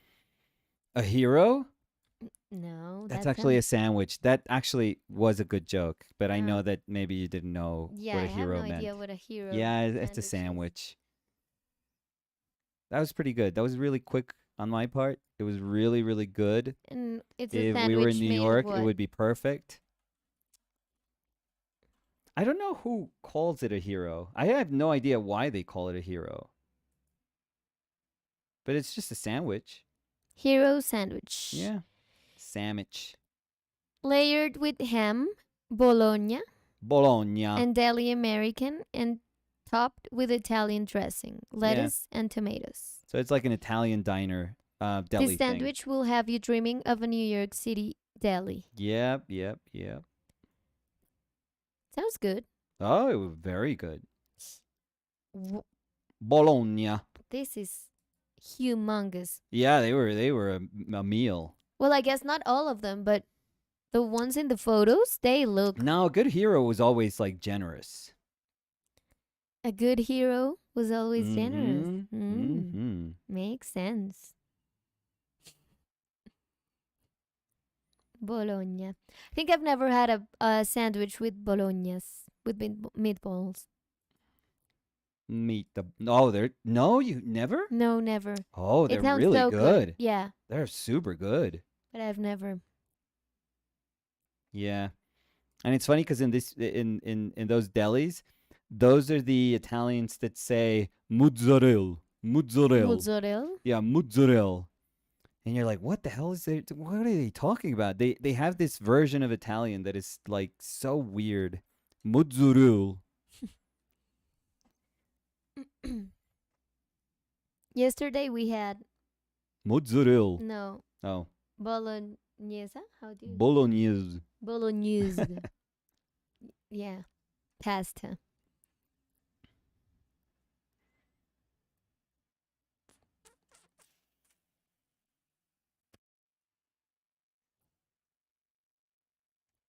So how are you feeling with the painting? Um, good. It's very subtle, super super subtle. Um, But do you see that as a bad thing? Because I no, no, no, don't. no, no, no. I was actually. I thought I could have accents all over here, so I thought I could pull off this happening in the portrait, and it's actually harder, way harder than I thought. So, I realized that I wasn't going to be able to pull that off like easily. So I did kind of, um, I kind of forced the portrait to stay in a certain value scale, and the only thing that worries me is that I don't know how it looks as a whole because I can't really see it. So I don't know if this dark has any sense whatsoever, in the painting. Which dark? The hair. It does. Yeah? Yeah, from here. I mean, you could kind of see it here in the screen. I know it's not the same, but No. it could help you out a little bit. Oh, maybe. Yeah, it's not doing much for me there, but Do you want me to move the camera? We could no, try no. it. Oh So no, you it's can okay. like step No, out. don't worry, don't worry, don't worry about it. Please, Daniel Ira, don't worry.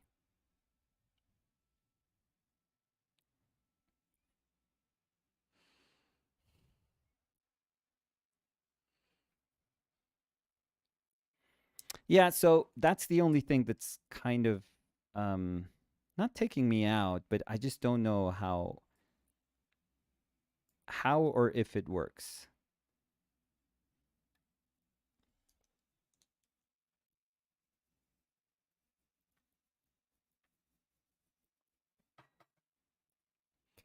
Whew. And I'm trying to soften the edges quite a bit just to Mm-hmm. make it because I can't have like a super like hard transition Mm-hmm. because that would make no sense. So I'm trying to figure out what sort of regular edges, like kind of more organic edges I can do. I mean, good thing is, well, you can make anything abstract, but good thing is the hair is kind of formless in that way, and you can play around with it so it doesn't have to have like this very specific shape. Mm-hmm. Um, but I'm not, yeah, I'm not sure.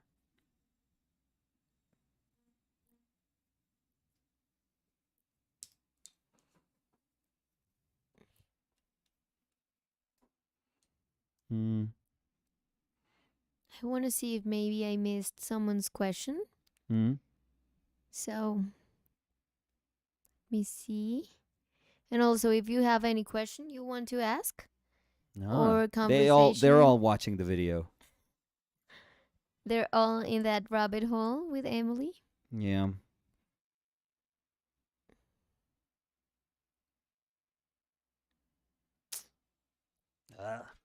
So subtle. Like anything I do just changes this little edge just dramatically. It has to be like just right.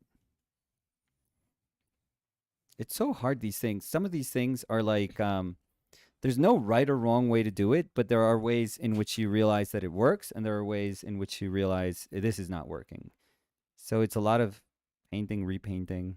Sometimes you almost have it, and you know that you're like maybe a stroke away, and then you keep working, and it's like back to square one. I'm interested in knowing in the right part, This? the part of the underpainting that you Oh, left this? without. Yeah. Oof. I don't know why it feels like. No, no, no. I just want to know Oh, I don't know, why you Jenny. decided Oh, to. no, no, no. I haven't gotten there. Oh, no, no. Because when you were putting the white. Yeah. Why did I leave it like Yeah, that? yeah, yeah. I thought it was because you thought of something you wanted No, no, there no. I was saying specific. that at the beginning that um that on this hemisphere I would have like little moments of more contrast, Mm-hmm. and maybe because I was thinking maybe those are the moments that I could let's say use the darker background, the darker, like it's like a tiniest bit darker, but nothing, but I could use that to like shape this arm, for example, to give shape to this little contour to that arm. So Mm-hmm. just a tiny bit, because there really isn't a lot. Like, it is dark over here. I'm gonna see. I'm like scumbling something a little bit darker in here. Mm-hmm. I want to see if that can work, or if my darks become a little too spotty, which is not what I want. Just like something that I really want to avoid. I'm liking this now a little bit better.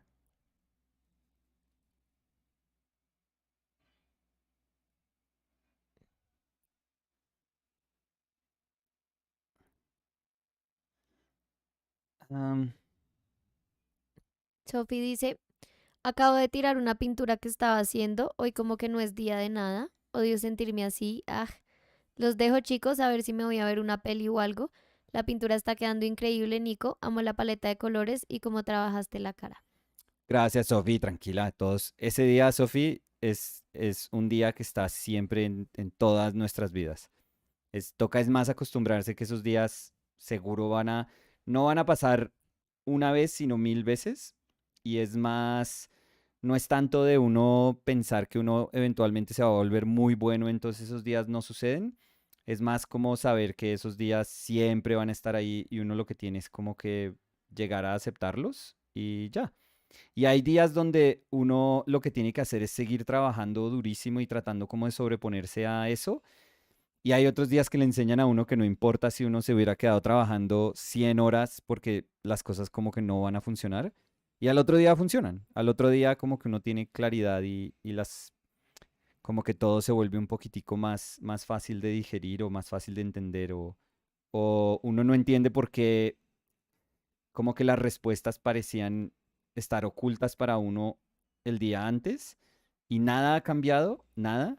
Pues nada aparentemente ha cambiado, porque pues a mi juicio sí, obviamente lo que pasó es que uno tuvo que haber vivido esa experiencia frustrante con esa pintura. O sea, eso es lo que pasó. Em, pero uno al otro día como que empieza a ver las cosas y todo tiene un poquitico más de sentido, y uno sabe cómo solucionar eso que parecía como un obstáculo así insuperable. Pero, Sophie, eso es bienvenida al resto de la vida. Eso va a pasar siempre. Toca tratar de mantener un poquito la calma ahí, y darse cuenta. Hay días que no va a ser. Hay días que uno dice, no, no. Yo tuve unos días que me acuerdo cuando grabábamos, Sí. que yo hacía como mi mejor versión de drama, o sea, drama last, Nicolás Dramalas. Sí, Y yo llamaba a también me Dani y le acuerdo. decía, no, no, no. O sea, me ponía así súper Sí, como, era. no, hoy no es, quítame esa cámara, no, no, Sí, hoy no va a pintar. Y me ponía era a pintar otra cosa o me ponía como a jugar algo. Yo no sé, hacía otra cosa. sí. Pero yo le decía a Dani, no, no. Hoy no. Y sí, no quería nada. No quería como hablar, no quería como ni que Dani me preguntara que por qué no. Dani nunca me preguntaba como, ay, no, dale, o... No, no, no. Ella sabía como, uy, o sea, Pues, pero y tampoco es como, no, no, no, como uy como, está uy, no bravo, le entonces no puedo le hablar. hablemos. No, obvio No, no. pero yo creo que los dos reconocemos cuando la otra persona está frustrada Sí, sí. y no es como de, ven, hablemos, o ven, ¿qué pasa? Ven, cuéntame. No, no, no. Es como, uy, necesita un momento. O Creo que sea, la primera vez no entendí. La primera vez que fuiste como, quita la cámara y yo como, ¿qué pasó? Quita la cámara y yo, pero no entiendo. sí, Y no ahí me me salía. dijiste de una vez como, no, es que no me está saliendo hoy, no quiero. Y yo, entiendo, 100%. Y Sí, ya. sí. Uy, sí, Mm, había días complicados. Complicados. Sophie dice, igual no es tanto por la pintura, es más por sentirme así como toda rancia y que siento que cualquier cosa que haga como que no, pero a la vez es raro tener tiempo libre y no poder. De pronto es eso, Sofi, también como que uno siente que tiene que, o sea, que, ay, tengo tiempo y tengo que aprovecharlo, como que uno se pone esa presión añadida, Sophie, presión y pero añadida. descansar también es aprovechar el tiempo libre. Yo Sí, creo que esa idea como de sobreproducir todo el tiempo, como de tener que estar todo el tiempo como haciendo y haciendo, y si no hace, entonces es un día perdido, yo creo que eso no, pues no es sano porque igual uno también necesita días de descanso o días donde las cosas no le van a salir y ya, y no es como decir, preciso ese día lo tenía libre y ese día no me salió nada, porque pasa, entonces cuando uno tenga ese día libre, el problema es que la cabeza le puede empezar a como jugar esos como trucos que son fatales, pero le pasa a uno siempre, que es como que uno ya está súper predispuesto a que ese día tiene que hacer algo increíble porque es el día que tiene libre y entonces se bloquea. Pero sí, Sofi, descansar no está mal, ver una peli, claro, cualquiera de esas. A ver, ver el video. también, mm, a ver. Abiola Adekambi was Ujú. saying Ajiro is actually Greek and the G is silent. So, Yiro. LMAO, never mind. I've heard people get confused by the two. My bad. Oh, so we say gyro. So I think she's speaking about a gyro, right? Oh, I don't know. Yeah, yeah, yeah. Gyro? I said Yeah, Giro, I'm sorry. I'm guessing, but how is it that she said she's Greek, right? No, they were saying Giro, Gy- gyro so is I would say actually gyro. Yeah. is actually Greek and the Oh yeah, G of is course. silent, but they're not saying they are Greek. Oh, okay. Yeah, a gyro is also something that you would eat. You can eat a hero. It's a bagel, a hero, a gyro, falafel. Um, yeah, shish kebab. I think I've never had a gyro. No? Oh, Well, they're I mean, I so. said Giro. Oh my Giro. God, they're So, so good. So good. I mean, mm, I would have. I probably had like dozens of like street gyros in New York. Very good. Oh my God, I'm like antohated now. Ah, it's like lamb. It has lamb. oof. It has like I don't know what the dressing is. It's a very light kind of white I don't dressing. see it. Yeah. It's in a pita bread. Pita? Mm-hmm. Yeah. And it's like lamb um is it lamb or goat? It says finely ground beef mixed with lamb. Okay, yeah, so it's lamb um and it has like tomatoes, but it also has cucumber. Mm. Oh, so good. Like super fresh. It tastes like super, super You fresh. know, we have pita bread here. Yeah. We have ground beef. No, it's not the same. The way they We don't put up have the beef, lamb. the way they put up the lamb and they make the cuts. Oh, it's so good. Oh, This one has French fries. Oh no, yeah, but it's just fresh. It's that like that's very crunchy and fresh. Oh, look at that. Yeah. So like raw So that one vegetables. has onions. I wonder what the dressing is. It's like a ranchish dressing, but I Let's don't know see. exactly what it is. So this maybe this one Yeah, but I would you remember like to cucumber. Maybe cucumber. I'm thinking. No, I'm almost 100% positive that it has cucumber. So maybe somebody could correct me, but it says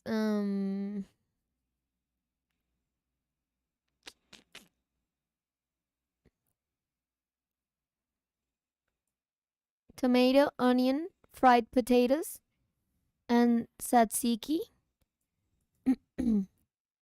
what is that? Tzatziki is this The sauce? the sauce. Yeah, Oh, what is that it's sauce? tartara. Okay, okay. Tartar sauce. Tarator? Tartar. Tarator. Tartar. Tarator. I don't remember the potatoes. I don't think I Mm, had one with potatoes. let's see. I'm guessing that's why they would put fries. It's made of strained yogurt. Oh, okay. Yogurt, Yeah, so usually from fresh. sheep or goat milk, So good. mixed with cucumbers, Cucumber, there we cucumbers, go. That's where the cucumber. garlic, salt, olive oil, and sometimes lemon juice, Oh, so, and a dill or mint or parsley. oh, see, that's all. That sounds so fresh. But that's the sauce. Yeah, but I remember tasting. Well, maybe I tasted the cucumber and I thought it had cucumbers. Or maybe you could put Well, cucumbers maybe. I too. mean, if you're already like mixing it with cucumber, you could put some cucumber in there.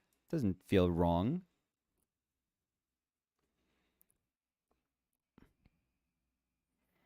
Oh, what I wouldn't do for like a Greek diner, a good New York Greek diner. Oh God, I've been longing for that. Oh no, but Emily said no, not tartar. Look No? here, ha ha ha.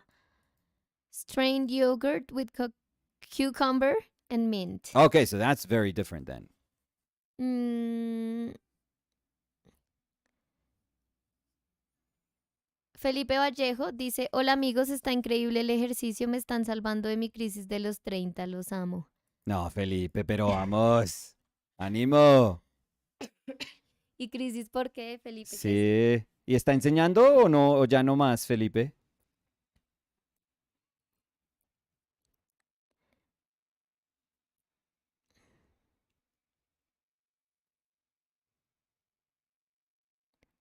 Peter Smeeken said, I have no clue of Spanish, Yeah? but I really would like to know about the saying Anton says. Which one? For me, it always makes me wonder what Anton actually said. Which one? I need to hear this. I think it's entonces. Oh, so that's a so. So is enton. Yeah. I was trying to decipher. Anton says. Anton says. Oh, Jesus. Oh, Entonces. oh, I thought he was saying that Anton was saying Yeah, because something. they said, quote, Anton says. Oh, no. But then I was So thinking, and Peter. it's entonces. Entonces literally means so. Yeah. It's a translation. But we use it also as what's up? Like entonces. And so. So like if you meet somebody and you're like you want to know what they're doing, you're like entonces. No, but So, I think because we haven't used it in that way here. yeah, but Like entonces. No, entonces, yeah, I don't know. But I love that entonces is Anton says. Anton says. Anton says. Anton. Anton says. Oh, Danny, it would have taken me like eons to get to entonces. No. No. You're I'm you're fast the with that. I brains. don't know why, but You're the brain. Well, your language. You're polyglottal. maybe that's that. Yeah. Anton says. Anton says. Yeah. So I don't know if it would work for other Latin American countries or Spanish-speaking countries. No, I can tell you that it won't. But if you come to Colombia, I think you could probably go to any region and say entonces, and people would understand that it's like a way of saying hello. Yeah, but it's saying so. So we use it a lot because it's like saying so. Peter Smeeken said, "Ah, thank you. It really makes sense now." And Emily said, "That was clever, Danny. Thank you." The brains. She's the brains. Brains of the operation. Sean Riley said, "Hi, Danny and Nico. How are you? Today's painting is looking amazing." Oh, thank you.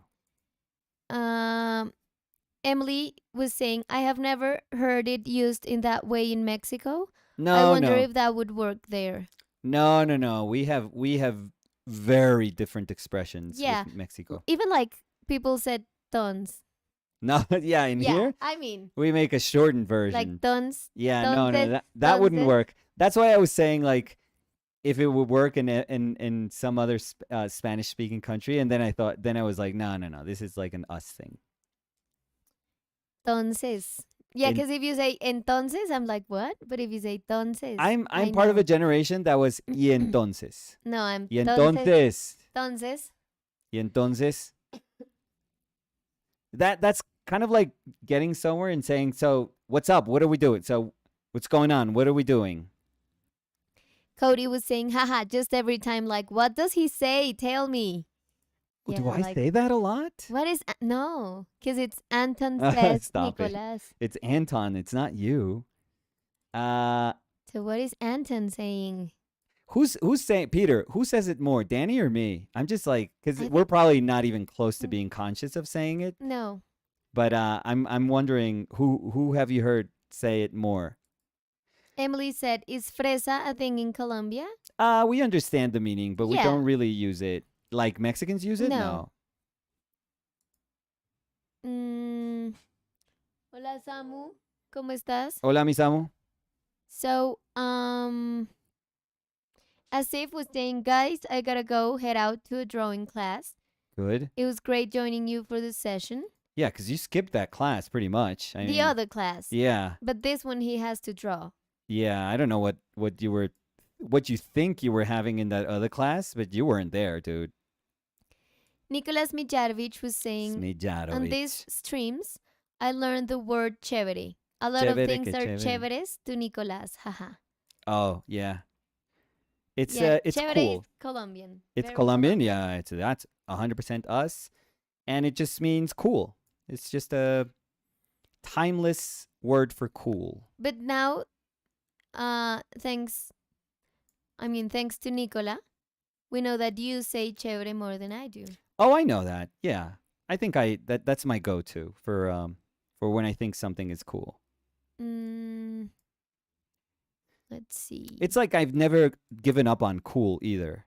I know people say other stuff like, nowadays they have tons of other ways of saying cool, but rad is good, dope is good, but rad and dope are like super old also. Really? I could Slaps. never use that. If something slaps, yeah, that's like saying something kicks ass. No, well, thank you for explaining me. No, I know that, but it sounds. I mean, for me, cool is the one that sounds better. I like cool. I think it's because it's kind of like the older one maybe.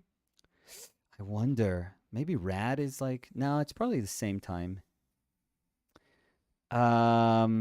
Emily was saying sick. Yeah, sick. I never said. Well, maybe I said sick in my 90s. Yeah, maybe.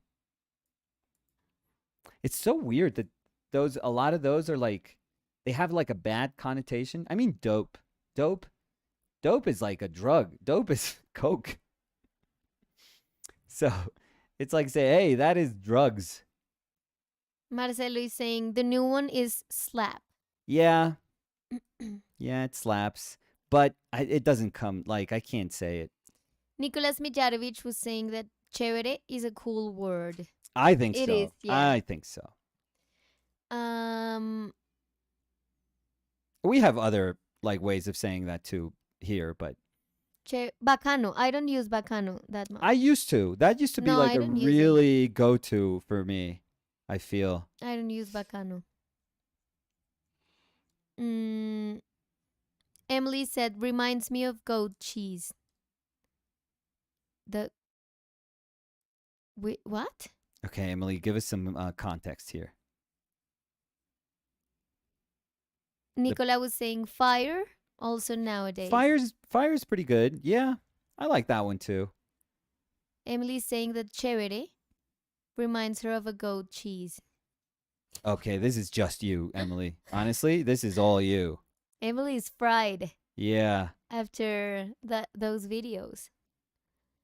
Um, Emily said French, hehe. Emily, I think you're having a stroke. Like a small stroke. Uh, Carlos Daniel Guerrero Lara ¿Sí? dice, me encanta ver tus lives mientras multitaskeo entre mi trabajo, mis compañeros, tratar de captar inglés y pinceladas. Uy, al pelo, todo eso. Hay tiempo para todo eso. Dice Liat, oh, I stepped away for a little bit and Nicolas pops off on the painting. Looks great. Did it change that much? I don't know. ¿Cómo te fue, Samu? ¿Bien? ¿Todo bien? Drew Me Thumb. alegro. Drew Drew Thompson was saying, hi, Danny and Thompson, but I Nicolas. love how you say Thompson. Of course, it's Because they're of the Thumb Tom and Thumb family, yeah? Please respect. Drew Respect the Thompson. thumb. Respect the the thumbs. thumbs. Drew Thompson said, hi, Danny and Nicolas. I've just joined and have been skipping through the stream to see if you had been glazing. Did we decide if it's glaze or scumble? Looks incredible either way. I'm going to stick with scumbling. I'm going to stick to my guns and say that no glazing has been done. Because I do think there's like a huge difference in terms of the order in which you put things down in glazing and the order in which you do it in scumbling. Usually scumbling, or let's say scumbling can be a lighter color on top of a darker color.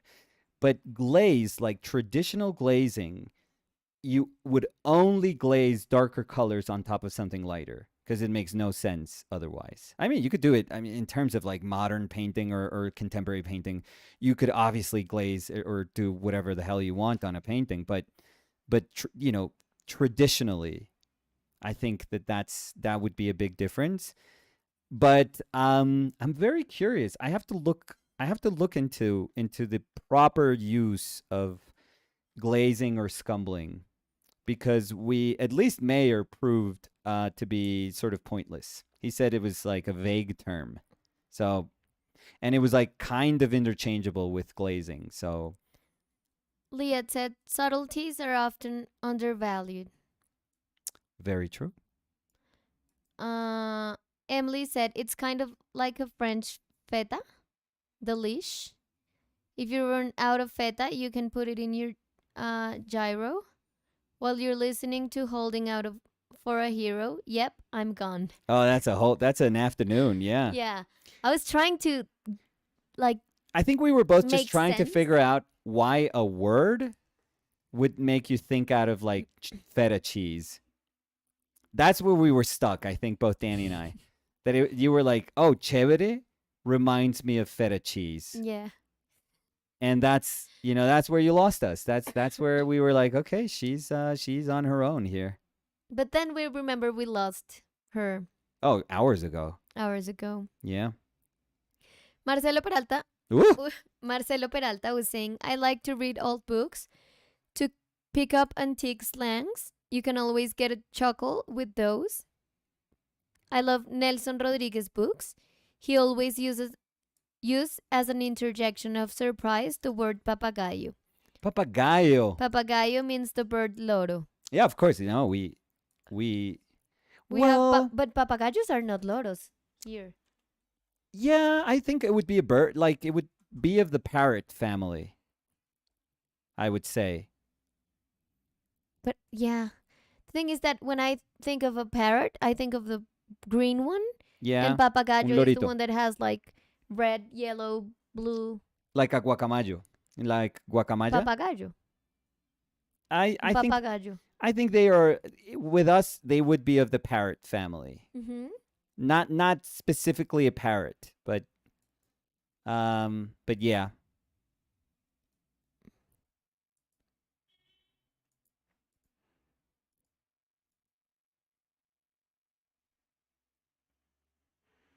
Emily said, chévere, Mm-hmm. like not chévere, but chévere, Mm-hmm. is friend goat cheese. Really? Sorry.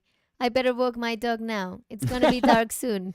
I Thanks for love the that fun Emily's today. still Really trying to explain. cheered me up. I promise to shut up and paint the next time. I No, we love this. We love this I love that you're all still over trying the to place, explain. Emily. Oh, but no. I mean, chévere Mm-hmm. without the e, not chévere, but chévere. I Uh-huh. googled chévere and it says goat cheese. Oh, we don't. In what language? Or just Goat cheese or chèvre, chèvre is that French? is cheese What was she made from saying that that's goat's French? milk. Nicolas, I'm trying to read. I don't No, know. but I think in her message, I'm that's what I'm joking. I'm asking. joking. Yeah, yeah, yeah. She said French. Oh, so chèvre, Chèvre. chèvre, Chèvre. chèvre. Chèvre. Huh? Oui, Chèvre. oui, oui, Chèvre. oui. Chevron. Chèvre. Yeah, Yeah. nice. Oh. The thing is that Emily, I mean, it was like a little bit of light in a lot of w- things all over the place. Where are you going with that, Danny? That she You've went been with infected something. by Emily. No. That she went with something that was something Okay, for real. nicely spoken. Something that was something. Be a After senator. a lot of things that didn't make that much sense, so Mm. that's why we didn't thought it was Oh Jesus Christ! Danny. You're massacring that poor sentence. okay. Marcelo was saying, for us, papagayo is the green one that talks, the colorful ones, and are araras. Oh, right, Oh, right, no. right. No, for me, loro, the green one, papagayo, the colorful one. Mm. Nicolas Mijarovic was saying, in Mhm. Croatian, the word parrot translates to papagaj. Babagash. Papagay. I don't know how to say it. Papagaj. Papa, papagay. No, I don't know. Now That's I'm that's making it. amazing. That's amazing that word. Yeah. Because if you think about it, that word has to be the origins either have to be either Portuguese or it's Spanish because there's no birds like that in Europe. So I don't know if in Africa there are, but no. Like guacamayas, they're ours for sure. That's like from the Amazon, 100%. Loros, I don't know. Parrots, I mean, like pirates had parrots. So did they get those from their voyages in the Caribbean or in the, I don't know.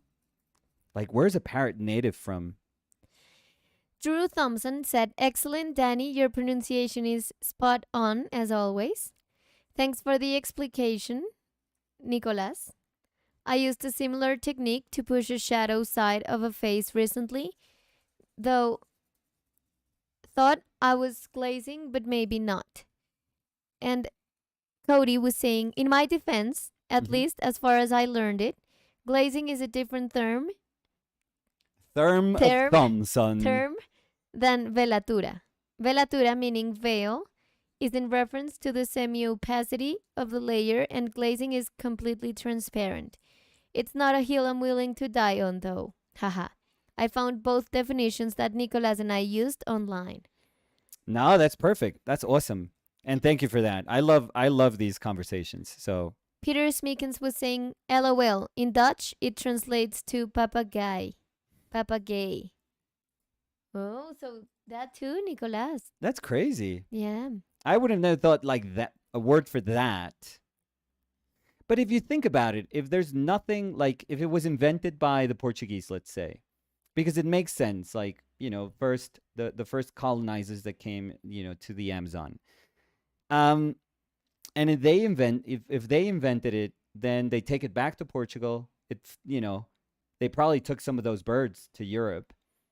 And it was like the only way, like nothing could describe those birds that did not exist in Europe but the word that the Portuguese invented. So, it spread throughout Europe. Yeah. Yeah, it kind of makes sense. Emily was saying, yes, I'm here to make sense, or rather, I was here to make sense. Yeah, I'm gonna My- go with the past sense in that one. My dog is staring at me, Oh, and the will dog put knows. extra hair in my next painting if I don't walk him. See you all next time. Bye, Emily. We're almost done, to be honest. And I Your do. dog's looking at you and saying, "You need more Yeah. hair, oh? Oh, Jesus You Christ. need my hair, Oh, hair, Danny. oh?" Yeah, Danny needs a walk too. So I think we're gonna leave it That's not bad. here. Oh. You need my hair, oh? Oh no, You no, need my Danny. hair, Oh, oh. boo, boo, boo, boo, boo. Yeah, Oh, stop. that was We should good. stop That here. was Like we're good. both being idiots. Danny, we're gonna stop because I do think. We have to have lunch. Well, but that's. I mean, I would keep going if I feel the painting needs a little something. But I kind of like where it is. Yeah, I It's a like very it too. strange painting. It's akin to some of the paintings that I used to do that were very very compressed value paintings. Mm-hmm. Difference with this one is that, and I don't think I would do this quite often. I mean, I probably did it in some paintings, but I can only think about just a few of them where I kind of did it, maybe accidentally or maybe tangentially. But I wouldn't have tried to balance something very, kind of muted and opaque and and really dense and very kind of soupy. This is like a foggish uh, effect on this painting. But I don't think I would have tried to balance that with these, full range, full value range darks. I think that's a little. I don't know. I don't even know how to describe it. It's kind of dumb to try to do it because it's not really easy. I think in here it works, or it. I don't even know how to judge it because I haven't even seen the painting. But I think that if it works, it only works because you can associate it with hair. So your brain is like, sure, the hair can be dark. Like that would be the only reason why it begins to work. But in many other ways, it's one of those things that shouldn't really work. So it's kind of exciting to see it in play and judge if if it can be at some level like a balanced painting. I like it. I ended up Yes. liking it. I haven't painted like this in a very long time. I think we did everything we had set out to do, and I guess that's why I like it also, because I think every step of the painting, and this is what's super important, at least for me, in a painting, is that every single instance of the painting proves to be absolutely essential to the making of the painting. And it can be like those steps can be covered up, and those steps can no longer be at least visually accessible when you look at the painting. Mm-hmm. That is totally fine. What I adore is when those steps actually have a place in the final painting. Mm-hmm. So if you look at the axis of her body here, that I was trying to push the fact that Fer was pushing her chest out and just finding like how it goes around and how it kind of puffs out. I did this little drawn gesture for the axis of her chest. That's there. There's a little bit of red here. You can kind of see the red drawing in some of these spaces. You can actually see it in very transparent areas in the top also. And that's really, really cool to have that, to have access to that. To me, is like amazing. That's one of the few things that I think painting can showcase beautifully. Its own history. So that I love. And then we have other areas where we can see the umber underpainting. We can see where we went darker with the addition of black, because we pretty much painted this whole thing with like a Zorn palette. So it's nice. I was able to kind of hold on to this idea of a threshold over there, like a threshold that's ajar. It could be a door. It could be anything. But and then these little bits and pieces of geometry that we have here that I guess symbolize or signify a tiny bit of space, or give this like a notion of place. Had to do this sharp edge here Mm. because I mean it's kind of cheeky, but I love it. I It love it. pushes her.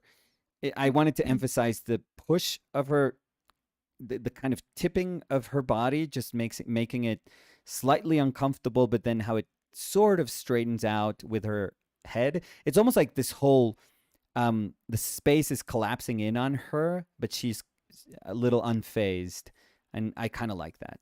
There's like a sternness. There's like drama to Fer, but also sternness that I really really like. So if I can kind of access those two things, um, I will do so for sure.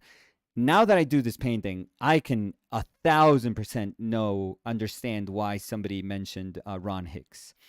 I could tell you guys I didn't have him on my mind when I was trying to set this whole thing up at the beginning, because essentially this is our apartment and this is like Fer, and this was all Fer just pulling that thing, that scarf over her head and looking Amish in the process. So there is like there is like a chance element to the painting, like a very arbitrary nature to the painting that I really really loved.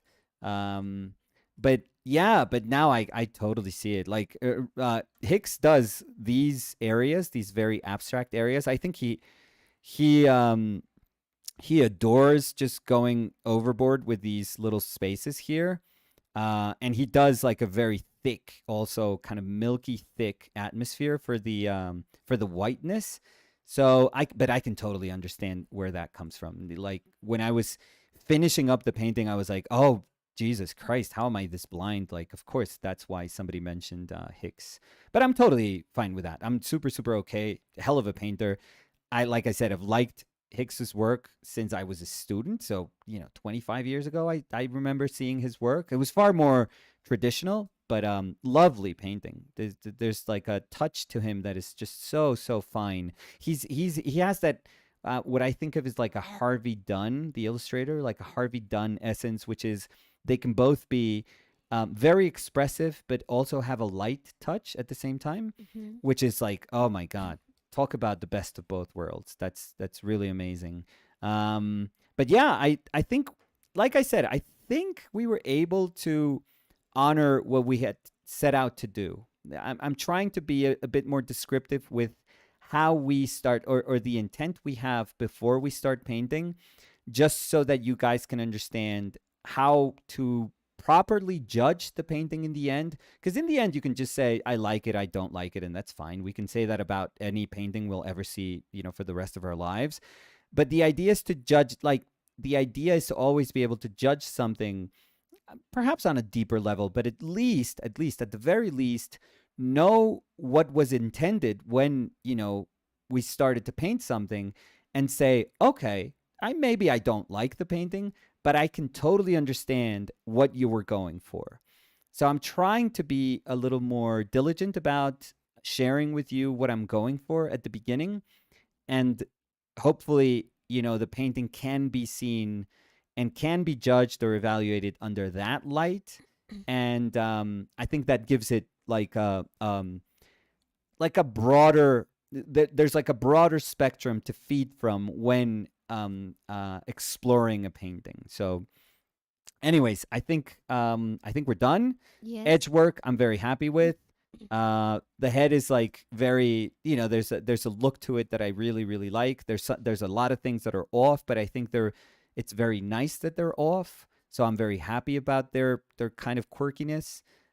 Hair was the toughest thing to try to balance, I feel, but I think all the edges and the regularity of the shape helps a little bit. I didn't want to go with something lighter, because every time I would do like a little flick of hair a little bit lighter, I would say, okay, obviously lighter is going to make it easier to deal with this darker shape, but let's try to make it work as a darker shape. So at least I think I tried to do those two things, or at least I tried to meet those things in the middle. Yeah, no, I like it. I quite like it a lot. This probably is going to go through liquid as a layer that ties everything together, but I'm probably going to put a lot of like stone flooring wax like synthetic wax on top Mhm. of it, maybe like 2 layers, because Mm. obviously this is going to benefit from a lot of that, Yeah. milkier atmosphere that you can get with that little bit of wax. So I'm probably going to wax it twice, and I think it's going to look really, really nice. Anyways, that was it for today. So, So, Beth H was saying, "Hi, Danny and Nicolas. This is Bethany. hey, I think Bethany. this is one of my favorite paintings of yours. Oh my I God, love how thank the you. color palette is Oh, working." Bethany, thank you. Thank you so much. Um, I'm gonna take a photo and post it on our social media, and then it goes to our storefront. it would So be if available you're interested in that, if you're just in our. saying that it's your favorite painting because you really like it, like, I'm very, very grateful for that too. Undine said, "I went to eat lunch, a late lunch, and come back, and I love the painting. I'm going to try scumbling. I had never seen it done before. The face looks so tender and captivating." Oh, thank you.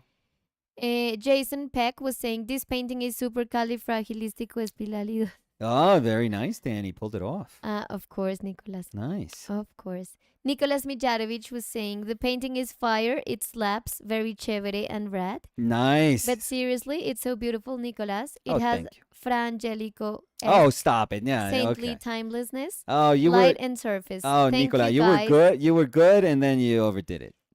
But Thank thank you guys for another inspiring session. Bye bye. So, I think that's it Yeah, for today. that's it. Thank you everyone for joining us. Yeah. What were you gonna say? No, let me do it so you don't have to speak a lot. But I'm good. I mean, I You haven't sure? been. Okay, Yeah. go for it then. No. I mean, that wasn't Oh, saying that I now the wanted to lazy do. comes out. No, Jesus Christ. so- No, I'm kidding. Come on, so- Dan. This is me just trying to help you with your voice. But Remember, we have a webpage. yes, It's herpaintedlives.com. Yes. As Nicolas was saying, this painting's gonna be available, yeah, as every single painting Yeah. we do in our project is available yes, there. yeah, As Nicolas has said, that's the reason why we can keep going, because we offer these videos for free, and the best thing we get back is the Mhm. people that like to buy a painting and support us in that way. And also you guys that are always here with us. That's very important for us. It means a lot. Thank you everyone for joining us this week. What were you gonna do? No, like flick a. I'm not gonna touch it. We have social media also if you want to check it out. This is our Instagram. Our TikTok has No. too many followers, so we don't Yeah, even don't share even it bother. here. No, don't bother with that. It's our Painted Lives. Don't If you bother. want to see it. Yeah, if you want And to. be our follower number Two. 10. Yeah, don't even bother. We do videos every single week. Yeah. If maybe you're new here. Yeah. We don't always do them in the same time, at the same time frame, at the same hour. Okay. Yeah, live So- videos. Yeah. So the best way to know when we're gonna go live is by subscribing and ringing the bell if Yes. you want to do it. That would be very cool. So we know that we can hang out with you guys more in the future. Yes. What? No, you're killing it. And Or that's it's it. killing you. Thank you everyone Thank for joining you. us. Yeah. It's been a great live stream. Oh, that's a new one. Um, It's been a great live stream. It's been great. Almost 3 years with all of you guys. Oh my God, Danny, come on. We love you and we'll see you soon.